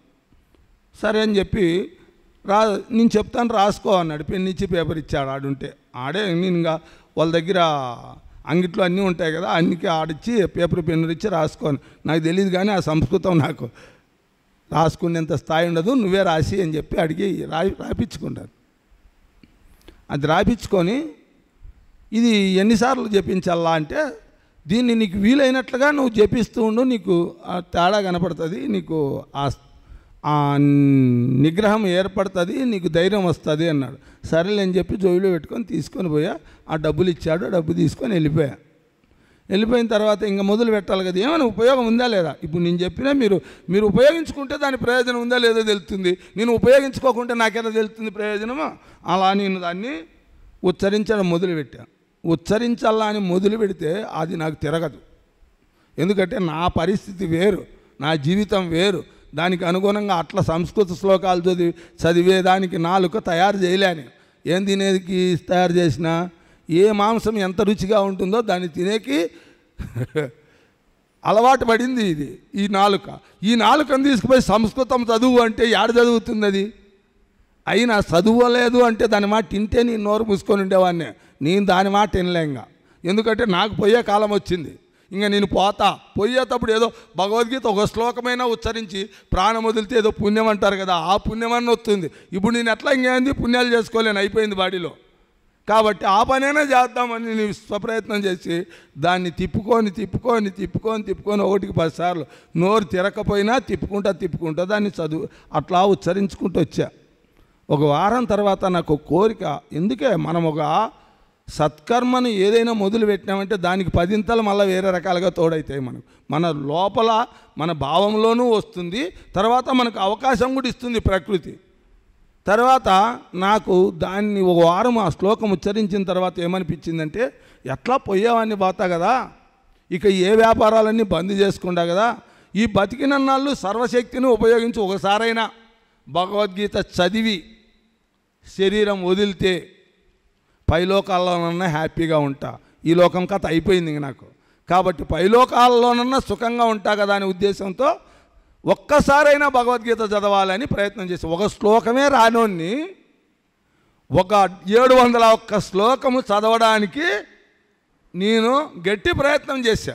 చేయడంలో ఒక విక్రమార్కుడు కదా పట్టుబట్టినట్లు పట్టుబట్టి ఒక్కసారైనా శరీరం పడిపోయే లోపల ఒక్కసారి చదివే వరకు భగవంతుడా ఆయుస్సును ప్రసాదించు, తర్వాత అంతవరకు నాకు దీన్ని ముందుకే వెళ్ళేక నాకు అవకాశం ఇవ్వు అని భావంతో చదువుతూ వెళ్ళా. చదువుతూ అంటే ఒక్కో శ్లోకము తిరగకపోతే 1కి 4 సార్లు 10 సార్లు తిప్పుకొని కానీ శ్లోకము చదువుతూ వెళ్ళా. అలా ఒక్కసారి చదివేప్పటికీ కనీసం అంటే ఒక 3 నెలలో 4 నెలలో పట్టింది. అయినా పట్టుదలతో చదివా. అప్పటికి ఇంకా నాకు అనిపించింది, ఇంకా నా జన్మ ధన్యమైంది. ఎందుకంటే నేను ఏదైతే లక్ష్యాన్ని పెట్టుకున్నానో ఆ శిఖరాన్ని నేను చేరాను అనుకుంటా. అయినా నా అంతరాత్మ అయితే అది ఆటికి ఆపలేదు. తర్వాత నన్ను ప్రోత్సాహం చేస్తుంది, నాయనా మీ పెద్దల కాలం నుంచి నువ్వు గుర్తు తీసుకో, ఏ పని చేసినా 3 సార్లు, ఏ నామం చదివినా 3 సార్లు, ఏ దేవుణ్ణి పూజించినా 3 సార్లు అనే మాట నీకు వస్తుంది కదా. ఆ 3 సార్లు నువ్వు చదివి నీ జీవితం ఆపేసుకున్నా పర్వాలేదు, నీ జన్మను ధన్యం చేసుకోవాలంటే నువ్వు 3 సార్లు చదవాలని లోపల అది మళ్ళా స్ఫురణ. ఇక దాంతో పట్టుబట్టి ఇంకా ఉంది కదా ఆయుస్సు, శక్తి ఇచ్చినాడు, ఇంకా పోరాడదాం, ఇంక 2 సార్లు పోరాడితే అయిపోయింది, 3 సార్లు అయిపోతే ఇంక నా జన్మ ధన్యం అవుతుందని మళ్ళీ మొదలుపెట్టా.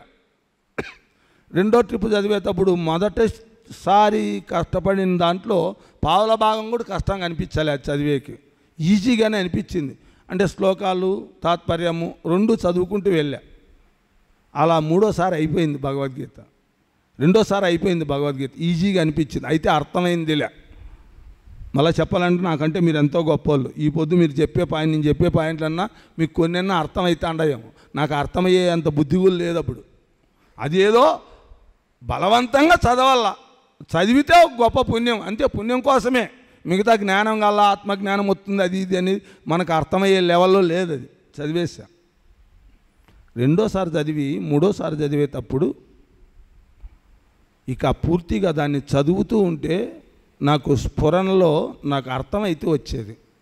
ఎంత అద్భుతంగా అర్థమయ్యేదంటే అది చెప్పుకునేకి వీలు కాదు. దాన్ని ఎంత క్లారిటీ వచ్చేదంటే అంత క్లారిటీ వచ్చేది.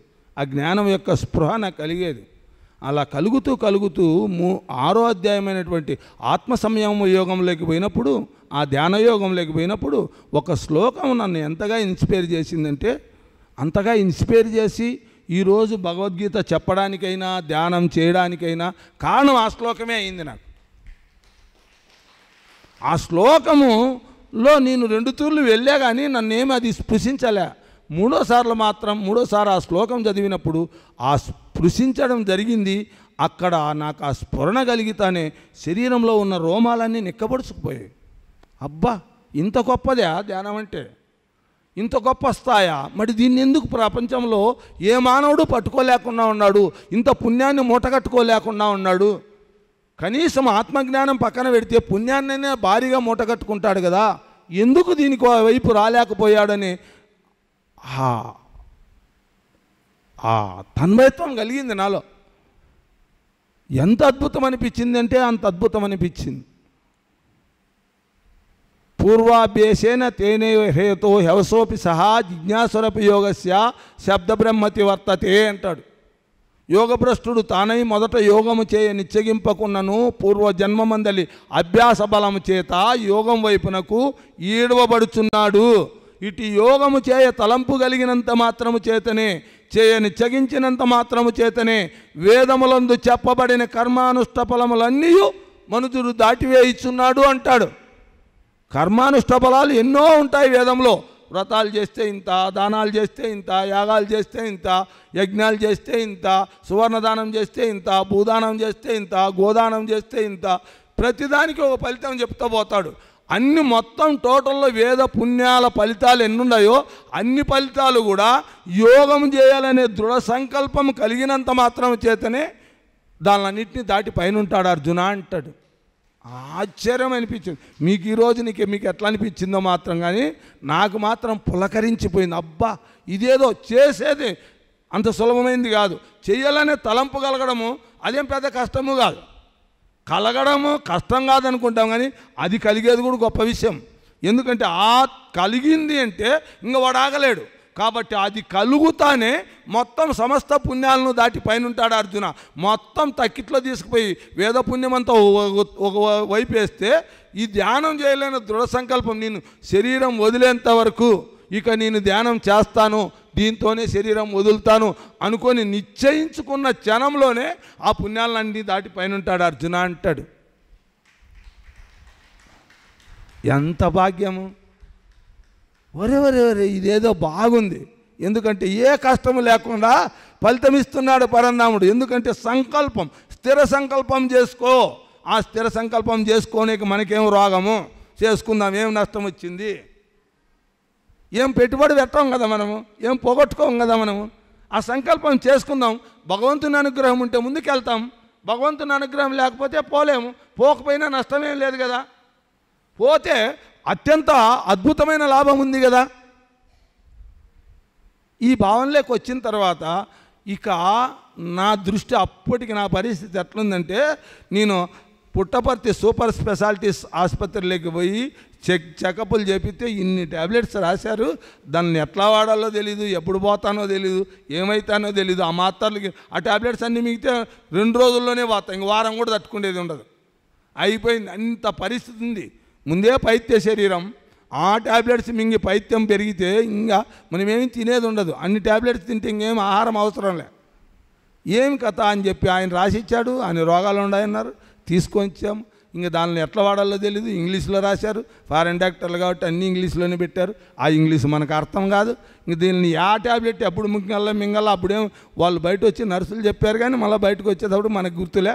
మళ్ళీ తీసుకుపోయి మెడికల్ షాప్కి పోయి ఖచ్చితంగా అవన్నీ ఏ ట్యాబ్లెట్ ఎప్పుడు ఏ ట్యాబ్లెట్ ఎప్పుడు అని రాపించుకొని వస్తూ ఉన్నా. అయినా నా ధ్యాస అయితే ఈ భగవద్గీత ఎప్పుడైతే ఎంటర్ అయిందో దీని నుంచి నా ఆలోచన అంతా ఈ ధ్యానం ఎట్లా మొదలు పెట్టాలా, ధ్యానం చేయ తలంపు కలిగినంత మాత్రం చేతనే, చేయ నిశ్చయించినంత మాత్రం చేతనే వేదములందు చెప్పబడిన కర్మానుష్ఠ ఫలములన్నీ మనుషుడు దాటివేయుచున్నాడు అని ఇది ఓ పక్కన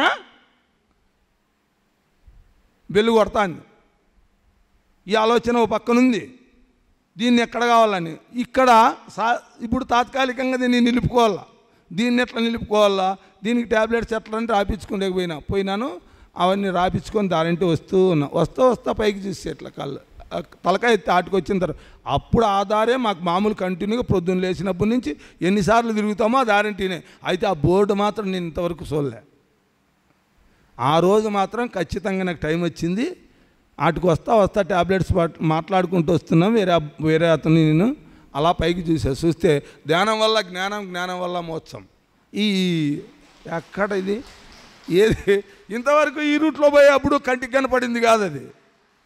నేను ధ్యానం కావాలా నేను ఎవడు దొరుకుతారు, ఎక్కడ దొరుకుతారు, ఈ ధ్యానం ఎక్కడ దొరుకుతుంది అనుకునే పరిస్థితుల్లో అది కనపడింది కదా. ఇంక మళ్ళీ రేపు ఆయుధ వేయకూడదు, మళ్ళీ మన్నాడు వేయకూడదు అని చెప్పి వెంటనే అట్లే ఆ ట్యాబ్లెట్ పెట్టుకొని ఆ పైన మేడ పైన ఉందంటే ఆ మేడపైకి ఎక్కితే అక్కడ క్లాస్ జరుగుతూ ఉంది. ఈ పిరమిడ్ ధ్యానం క్లాసు జరుగుతూ ఉంది. క్లాసులో ఇలా నా మాదిరి ఒక ఇంజనీర్ క్లాస్ చెప్తూ ఉన్నాడు. ఆయన చెప్తున్నాడు, నేను క్యాంపు పోయింటి, అక్కడ భారీగా వర్షం వచ్చింది, నేను గెస్ట్ హౌస్లో ధ్యానంలో కూర్చున్నాను. ఆ గెస్ట్ హౌస్లో ధ్యానంలో కూర్చున్నప్పుడు ఒక చెట్టు కింద పడిపోయింది. ఆ చెట్టు ఆత్మ వచ్చి నా దగ్గరికి ముందర వచ్చి కూర్చుంది.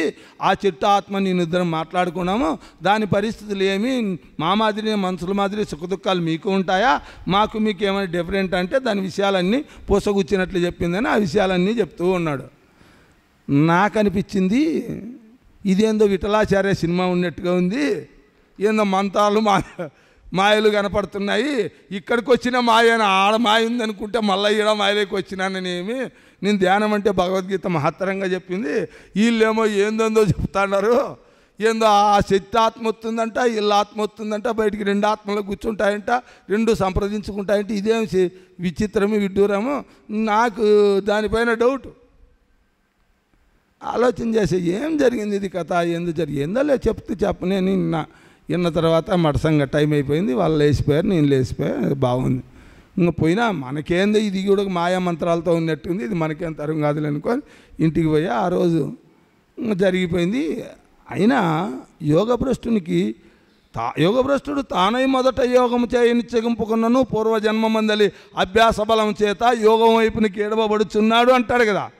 వాడు తెలుసుకోకునే కావాలనుకోకునే యోగం, వాని పూర్వజన్మలో చేసిన సంస్కారం ఇంతో అంతో ఉంటే వాడిని ఆటోమేటిక్గా టయాన్ని సందర్భాన్ని బట్టి లాక్కుంటుంది.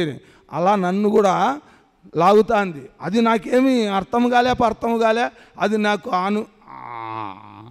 ఇష్టము అనిపించలేడా, గొప్ప అనిపించలే. అయినా ఏదో ఇంకోసారి పదాం అన్నట్టు మళ్ళా సెకండ్ రోజు పోయా.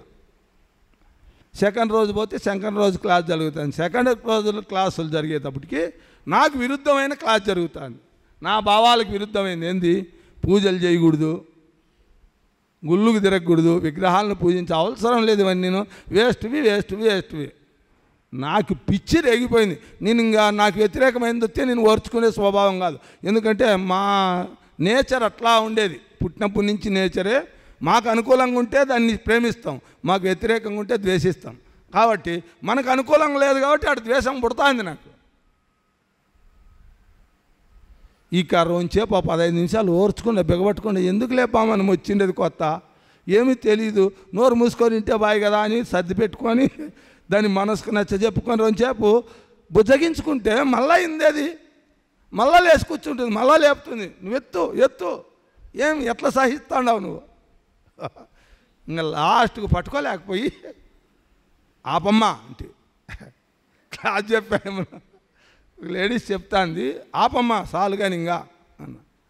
ఏం సార్ అనింది, ఏంది నువ్వు చెప్పే పని, ధ్యానం గొప్పదే, నేను కాదని. ఎందుకంటే నేను కూడా భగవద్గీత అప్పటికి నేను 3వ సారి చదివినా కదా, అందుకని నాకు దాని ధ్యానం గురించిన గొప్పతనం నాకు తెలుసు. ధ్యానం గొప్పదే, నువ్వు పూజలు చేయకూడదు, మంత్రాలు చదవకూడదు, విగ్రహాలు పూజించకూడదు. ఏంటిది ఈ అవతారం? ఎవరికైనా కాకినాడక హంసనడక వచ్చిన తర్వాత కాకినాడకతో అవసరం లేకుండా పోవచ్చు, కానీ నువ్వు ఇంకా హంసనడక రాకనే కాకినాడకు కూడా లేకుండా చేస్తాండవే, రెండుటికి చెడిని రేవడి చేస్తాండవే. దీనికి ఎక్కలే దానికి ఎక్కలే, ఓ నాశనం అయిపోవాలా. ఇట్లా బోధలు ఎవరు చెప్పినారు మిమ్మల్ని చెప్పమనివి? చెడగొట్టేటివే.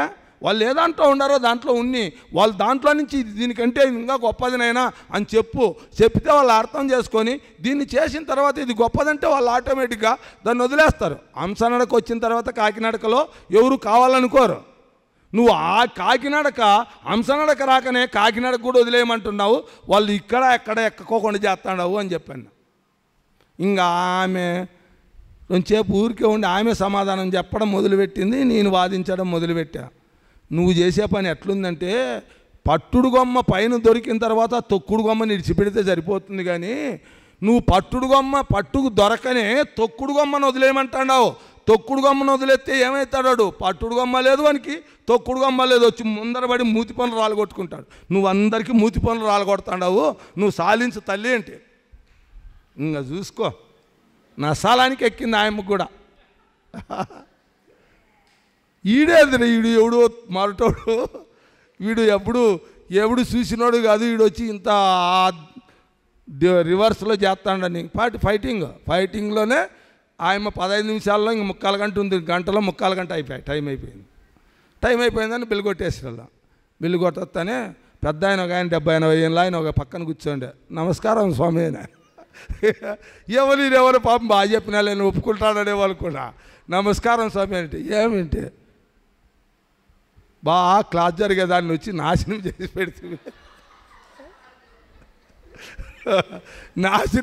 పెడితే ఏదో మేము ఆసక్తిగా ఇలాంటివి క్లాస్ లేకుండా చేస్తావు కదా మహానుభావ అంటే నమస్కారం పెద్ద అయినా నీకు కూడాను, ఎందుకంటే నాకు తెలియక వచ్చినానయ్యా, ఈ ధ్యానం మనకు తరమయ్యేది కాదు, ఏదో ధ్యానం అంటే భగవద్గీతలో గొప్పదని ఆ సంస్థలు వేరుండాయేమో, ఈ సంస్థ మాత్రం ఇది ఎంత వ్యతిరేకంగా ఉన్నట్టుంది, ఇక్కడికి వస్తే మూతి పనులు రాలగొట్టుకునే పనే కనపడుతుంది, ఉద్ధరించుకునే పనే కనపడలేదు, నేను పోయే స్థితిలో ఉన్నానైనా, నా పరిస్థితి ఆ అతలా కొత్తలంగా ఉంది కాబట్టి నేను పోయే పరిస్థితిలో ఉన్నాను, దీంట్లో పడితే మళ్ళీ మాయలేక పడిపోతాను, నేను పోతానలే, రేపు నేను రాను అని చెప్పుకొని నేను కిందికి దిగొత్తా. ఇదంతా ఓ పెద్ద ఆయన కింద కూర్చొని రాగి మీద వింటూ ఉన్నాడు. నాయన ఇక్కడ రా అని కిందికి దిగుతాను. దగ్గర పోతే ఏమనైనా ఏం యుద్ధం చేసేస్తావే అని. ఏం యుద్ధం అంటే ఏం అంతగా ఫైటింగ్ చేస్తావు అబ్బా అని. ఏం ఫైటింగ్ చేసినాను, యథార్థవాది లోక విరోధి అంటారు, ఉండే విషయం అంతే కదా పెద్ద ఆయన. ఒకవేళ ధ్యానం గొప్పది, దాని విషయంలో నేను పూర్తిగా విశ్వసిస్తా, ఎందుకంటే భగవద్గీత చెప్తుంది ధ్యానం గొప్పదిని. కాకపోతే వీళ్ళు చెప్పేది ఎట్లుందంటే అది రాకనే హంసనడక రాకనే కాకినడక నువ్వు వదలమంటున్నారు, ఇది తప్పు కదా. పట్టుడు కొమ్మ దొరికిన తర్వాత తొక్కుడు కొమ్మని ఇడిచిపెట్టినా పర్వాలేదు, ముందే తొక్కుడు కొమ్మని ఇడిచిపెట్టమంటుంది. ఈ కొమ్మ ఆధారం లేకుంటే వాడు కింద పడి మూతి పనులు రాలగొట్టుకుంటాడా లేదా అంటే, అది నువ్వు చెప్పేది కూడా ఒక రకంగా వాస్తవమే, కానీ ఇంకో దాని కథ వద్దులే, ఆ సీన్ వద్దు, ఇంకా దాన్ని మర్చిపోయి ఈ రోజు నుంచి నువ్వు 40 రోజుల పాటు కంటిన్యూగా నువ్వు ధ్యానం చేసి దీని గొప్పతనం తెలిసిన తర్వాత మాట్లాడడం మొదలుపెట్టు. అంతేగాని నువ్వు వచ్చి ఇట్లా వ్యతిరేకంగా మాట్లాడితే ఎంతమంది డిస్టర్బెన్స్ అవుతారు నాయన అని. అది తప్పు కదా అని. నిజమే, తప్పే. కాబట్టి 40 రోజులు ధ్యానం చేయమంటావు, నువ్వు చెప్పే మాట కూడా నాకు వర్తించదు. ఎందుకు వర్తించదు అని. 40 రోజులు చేసే కెపాసిటీను నాకు లేదు, 4 నిమిషాలు చేసే కెపాసిటీ కూడా నాకు లేదు. ఎందుకు లేదు 4 నిమిషాలు చేసే కెపాసిటీని? అయిపోయింది పెద్ద ఆయన, శరీరం అయిపోయింది, మినుకుమంటాంది దీపము, ఏదో కొంత దానికి అట్లా ఆసరాగా ఉండి చెప్పి నిలుపుకుందామని ఆలోచన చేస్తాండ, కానీ వెలుగుదామనేదేమో నాకు లేదు. కానీ కోరిక ఇంక ఎలిగేది ఎందుకంటే ఆరిపోయేకి సిద్ధమైంది, ఇంకొచ్చింది ఆ పరిస్థితిలో ఉంది. పండుకుంటే 5 నిమిషాలు జోం పడుతుంది, కూర్చుంటే 5 నిమిషాలు జోం పడితే నేనేం ధ్యానం చేస్తా, నాకేం ధ్యానం అబ్బుతుంది అది ఇదని ఆయన్ను చెప్తే, సరేలే నాయన 40 రోజులు వద్దులే, ఒక వారమన్నా చేస్తావా అని. ఒక వారమన్నా చేసి చూడు నీ ప్రాత ఎట్లుందో చూద్దామని. వారం కూడా అయ్యే పని కాదు అంటే, మరి అట్లా 4 రోజులన్నా చేస్తావా అని. కాదు అంటే, నేను రిక్వెస్ట్ చేసుకుంటాను కనీసము 2 రోజులన్నా చేస్తావా అని. నువ్వు అంతగా రిక్వెస్ట్ చేస్తావు కాబట్టి ఒక రోజు కూడా కాదు, ఒక పూట చేస్తా. ఒక పూట వరకు నీకు మాట ఇస్తాను. మాట ఇచ్చినాక తప్పకూడదు కదా పెద్ద అయినా, పెద్దల దగ్గర నీకు మాట చెప్తాను. ఒక పూట నేను ధ్యానం చేస్తా, ఆ తర్వాత నాకు దాని యొక్క ప్రభావం ఏమన్నా కనపడితే ఏమని చేయొచ్చామో చెప్పలేము, అది దైవానుగ్రహమే అని చెప్పి తర్వాత ఇంటికి వచ్చా. ఇంకా పొద్దు అన్నము అంత పెట్టు ఊరికే పిడస పెట్టు అన్న. ఏమంటే నా భార్య ఏమి ఊపిడస అంటాడు, ఏం బాగలేదా అని. ఆమెకు తెలుసు కదా అనారోగ్యంగా ఉన్నాడని. ఏం బాగలేంది కాదు కానీ బాగలేంది మామూలు ఎట్లా బాగలేకుండా ఉంది. ఆ పిడస తింటే ఇప్పుడు నిద్ర రాకుండా, ఆహారం లేకుండా తక్కువగా మితంగా ఉండాలంటారు కదా, కొంచెం ఉంటే నిద్రగిన దానికి ఎట్లుంటుందో పరిస్థితి, అట్లా ఏమవుతుందో సార్లు అని చెప్పి కొంచెం మజ్జిగనం తిని కూర్చుంటే ఈరోజు ధ్యానం చేయాలా అంటే ఈ అమ్మకు ఏమి ధ్యానము అని. ఏమి ధ్యానం అంటే అది వేరేలే ప్రక్రియ, దైవస్థితి చేరేకి ఒక మార్గం, అది దాన్ని చేయాలని కూర్చుంటాను. ఈరోజు నన్ను డిస్టర్బెన్స్ చేయొద్దని చెప్పి కూర్చున్నా. ఒక 10 నిమిషాలు అయితేనే జోమ్ వస్తుందా, మళ్ళా అట్లా జోమ్ చల్లిడుచుకునేది, మళ్ళీ కూర్చుంటే నడుములు నిలబడవు, మళ్ళీ పండుకుండేది, మళ్ళీ 2 సేపు లేసేది, మళ్ళీ కూర్చుండేది. అది ఏం జరిగిందో ఏం కథో ఆ పట్టుదలతో ఎట్లా పోయిందో కానీ తెల్లవారుజామున 3 గంటల టయానికి కంప్లీట్గా శరీరాతీత స్థితిలోకి పోయింది. ఇంక ధ్యానం పూర్తిగా ధ్యాన స్థితిలోకి వెళ్ళిపోయా. మామూలుగా నిద్రలో అయితే స్మృతి ఉండదు కదా, గాఢ నిద్రలో అయితే స్మృతి కోల్పోతా. అక్కడ స్మృతి ఉంది, ఎందుకంటే ధ్యానం కాబట్టి ఎరుకలో నిలబడింది.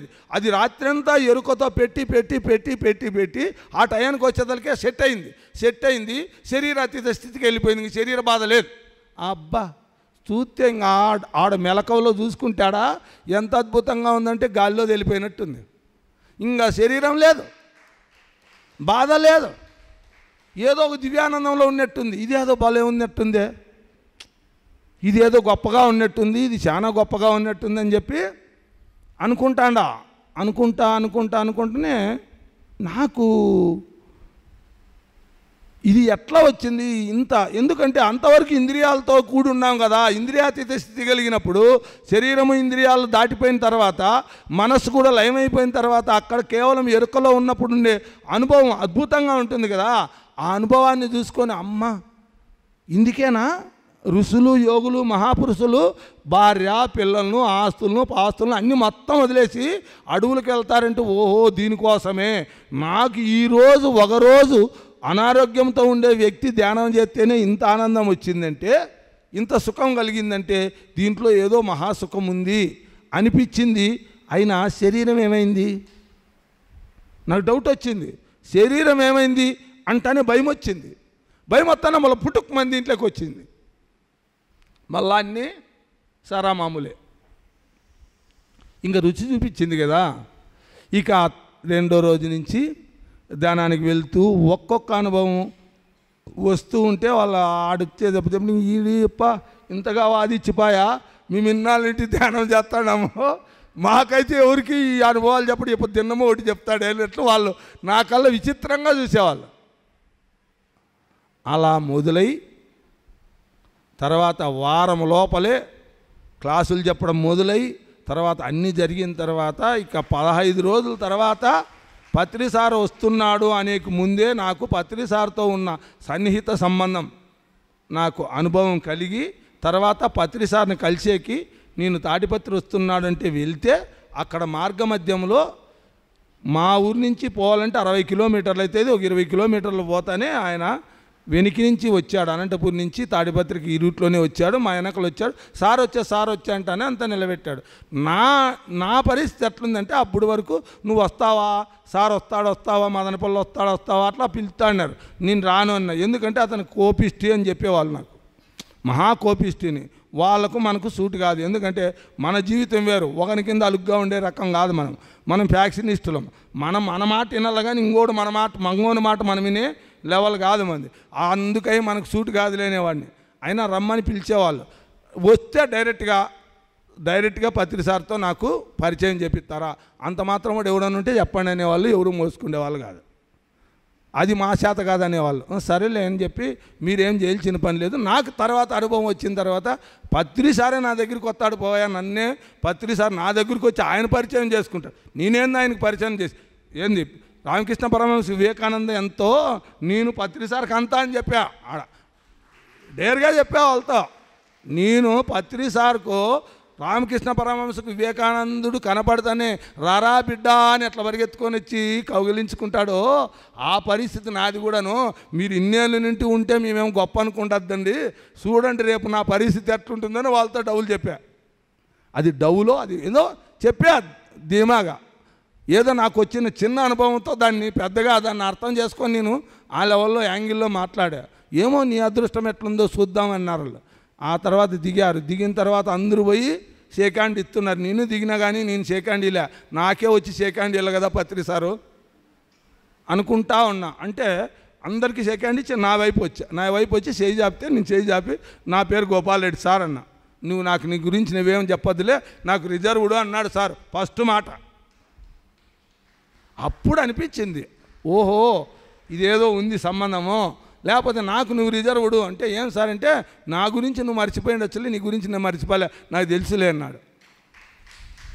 ఎంత మెరాకల్స్ ఉంటాయి చూడి. అంటే అంటానే నాకు ఓహో ఇదేందని ఇంక పాండి టైం అయింది, ఆ టైం అవుతుంది మీరు వ్యాన్లు ఎక్కండి. మేము మెటాడోర్లో వస్తున్నాం, ఆయన సారు పత్రి సారు సుమోలో వచ్చాడు, అటు పక్కన నిలబెట్టినాడు, ఆయన సుమ వైపు వెళ్ళాడు. మెటాడోర్లో ఎక్కి ఆ 3 సీట్లు దాంట్లో జరుగు అని నేను జరుగు అంటుంటే వెనకాల నుంచి భుజం మీద చేయేసాను. ఎవరబ్బా అని చూస్తే వచ్చి పత్రి సారు. మళ్ళీ వచ్చి దీంట్లో వ్యాన్ ఎక్కి నా భుజం మీద చేయేసి వెనక్కి చూస్తే పత్రి సారు. ఎందుకు వచ్చాను మధ్యలో ఉండేవాడిని లేపే, రే నువ్వు లేరా, నేను గోపాల్ రెడ్డితో రాలా, నువ్వు నా సుమోలో రాపో, నేను గోపాల్ రెడ్డితో దీంట్లో వస్తాను అని చెప్పి ఆడు కూర్చుని నా పక్కన కూర్చున్నాడు. కూర్చొని భుజం మీద చేసుకొని అక్కడి నుంచి మాట్లాడుకుంటా వెళ్ళాం. ఆ తర్వాత ఆ రోజే పరిచయం, ఆ రోజే నా పక్కన వచ్చి కూర్చోవడము, ఆ రోజే స్టేజ్ మీదకి పిలిచడం, ఆ రోజే క్లాస్ చెప్పడం. నాకేమీ తెలియదంటే నీకు అన్నీ తెలిసిలేవయే చెప్పు అనడం, అన్నీ జరిగిపోయి ఒక రోజులోనే అంతా పరిచయము. అతి ముఖ్యమైపోయా ఫస్ట్ నుంచినే ఇక పూర్తిగా ఆయనతో సన్నిహిత సంబంధం ఏర్పడింది. తన పక్కన ఫస్ట్ నుంటినే తన పక్కన ఎంత సభలో ఉన్ని ఎంతమందిలో ఉన్ని గోపాల్ రెడ్డి స్టేజ్ మీదకి రాళ్ళని పిలిచి పక్కన కూర్చోబెట్టి పెట్టుకునేవాడు. నేనేమో అప్పటికి బాగా మాంసం తినేవాడిని. మాంసం అంటే ఆయనకు అస్సలు ఓర్చుకునేవాడు కాదు. నేను తింటానని కూడా ఆయనకు తెలిసినట్టుంది. పచ్చి జాతి పట్టి పరగహింసల పెట్టి కూర్చొనిండు కూరుటకును వండు తినవాడు వసుధ చండాలుడు అని ఇక్కడ చూసి ఎక్కువకుండా అక్కడ నా కళ్ళు చూసుకుని చెప్పేవాడు. డైరెక్ట్గా చెప్పాడు, నా జీవితంలో డైరెక్ట్గా చెప్పలే ఆయన. ఎప్పుడు నువ్వు మాంసం తింటాడో తినలేదనిలే. నా మేడంతో ఏమంటాడు, మేడం నువ్వు మాంసం తినద్దు, నువ్వు యోగ పురుషురాలు, నువ్వు నీకు అష్టసిద్ధులు నీ వశమయ్యే లెవెల్ నీది, నువ్వు దాన్ని తినద్దు అనేవాడు. నన్ను మాత్రం తినద్దు అనేవాడు కాదు. ఎందుకంటే తినద్దు అంటే ఈడు ఏడెగిరిపోతాడు. రేపు పొద్దున ఎంతోమందికి ఈడు ఉపయోగం అనేమో తెలిసామో అప్పటికే పట్టుకున్నాడు ఆయన గట్టిగా. అట్లా జరిగింది. అప్పుడు అంత ఉండే వాళ్ళకే ఈ మార్పు వచ్చిందంటే ఇంకా టైం అయిందా, టైం అయిపోయింది. ఇంక అందుకే ఇంకా చెప్పుకుంటూ పోతే ఓ ఎక్స్పీరియన్స్లే ఈ నెల చెప్పినా అయిపోవు. అలా ఉంటుంది పరిస్థితి. ఎప్పుడైనా ఆత్మజ్ఞానం కలగాలి అంటే ఒక సద్గురువు ప్రాపు అత్యంత అవసరం. ఆ రోజు నాకేమీ తెలీదు, ఈరోజు జరిగేటివన్నీ ఆ రోజే చెప్పేశాడు. అది సద్గురువు లక్షణం. భూత భవిష్యత్ వర్తమానాలన్నీ వాళ్ళ కరతలామలకమే. అందుకే వాళ్ళను సామాన్యులుగా లెక్కగట్టేకుండదు. ఆయన చెప్పిన మాటలు ఒక్కొక్క మాట నాకు ఇప్పుడు గుర్తుకొస్తే ఆ రోజు కూడా నాకు అర్థమైండేటివి కాదు, కానీ ఈరోజు అర్థమైతే ఎంత సత్యంలో ఉంటాయంటే అంత సత్యంగా ఉంటాయి ఆ మాటలు. కాబట్టి అంత కళ్ళు మూసుకోండి మేడం, కళ్ళు మూసుకోండి సార్.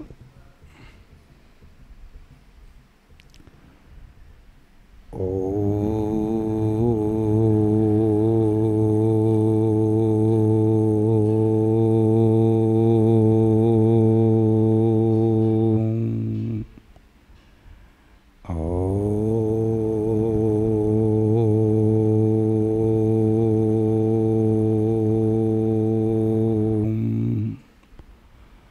ఓ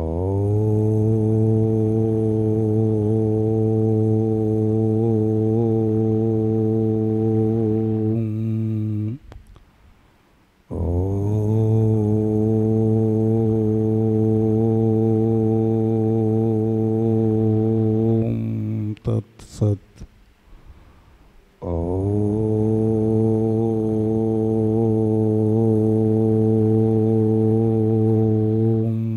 తత్సత్.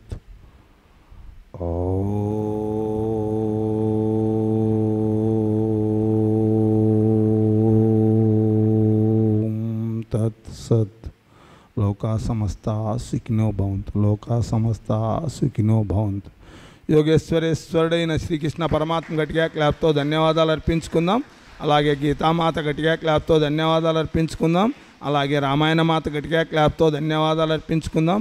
అలాగే మహాభారత మాత గట్టిగా క్లాప్తో ధన్యవాదాలు అర్పించుకుందాం. అలాగే వేదమాత గట్టిగా క్లాప్తో ధన్యవాదాలు అర్పించుకుందాం. అలాగే ప్రకృతి మాత గట్టిగా క్లాప్తో ధన్యవాదాలు అర్పించుకుందాం. అలాగే వ్యాస భగవాన్ని గట్టిగా క్లాప్తో ధన్యవాదాలు అర్పించుకుందాం. అలాగే సుఖ భగవాన్ని గట్టిగా క్లాప్తో ధన్యవాదాలు అర్పించుకుందాం. అలాగే శంకర భగవాన్ని గట్టిగా క్లాప్తో ధన్యవాదాలు అర్పించుకుందాం. అలాగే గురుదేవులైన పితామహ పత్రిజీ గారికి గట్టిగా క్లాప్తో ధన్యవాదాలు అర్పించుకుందాం. అలాగే పోతనామాత్యులు గట్టిగా క్లాప్తో ధన్యవాదాలు అర్పించుకుందాం.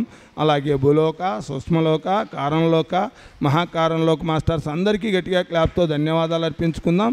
అలాగే దివ్యాత్మస్వరూపులైన ఇక్కడ ఇచ్చేసిన అందరికీ గట్టిగా క్లాప్తో ధన్యవాదాలు. అలాగే మనకి ఈ శరీరాలను ప్రసాదించిన తల్లిదండ్రులకు గట్టిగా క్లాప్స్ క్లాప్స్ క్లాప్స్.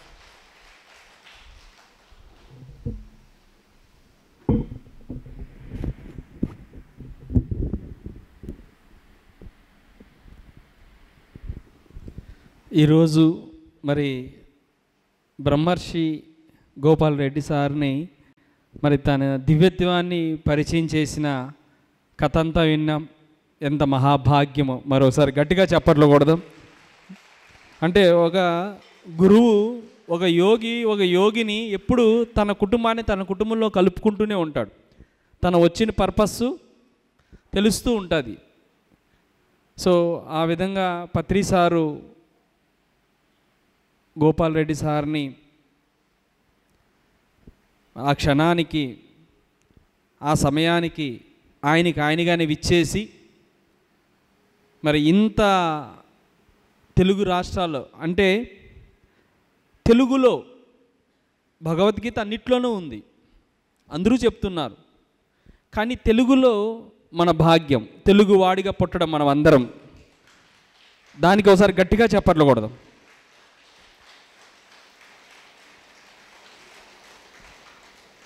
ఇప్పుడు చెప్పిండే భగవద్గీత కానీ ఇది ఈ రోజుతో అయిపోదు. రాబో రోజుల్లో ఇది పుస్తకాల రూపంలో వస్తుంది.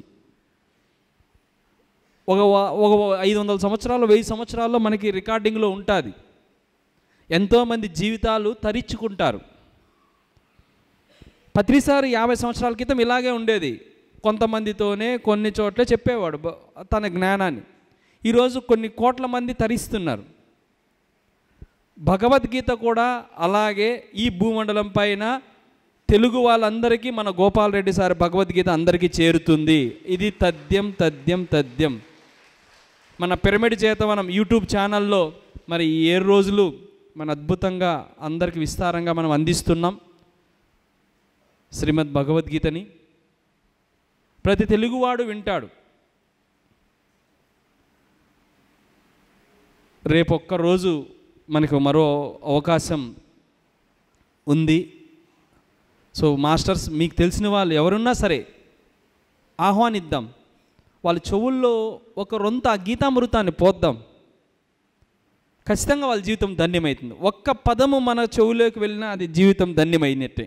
ఒక్క పదం, సార్ చెప్పే పదం. గట్టిగా చప్పట్లు కొట్టుకుంటూ మరి ఈ చిన్నారి తల్లి ఒక 2 శ్లోకాలు సార్ ముందర పాడాలని తపన పడుతోంది. సో పాడిన తర్వాత మనం వెళ్దాం.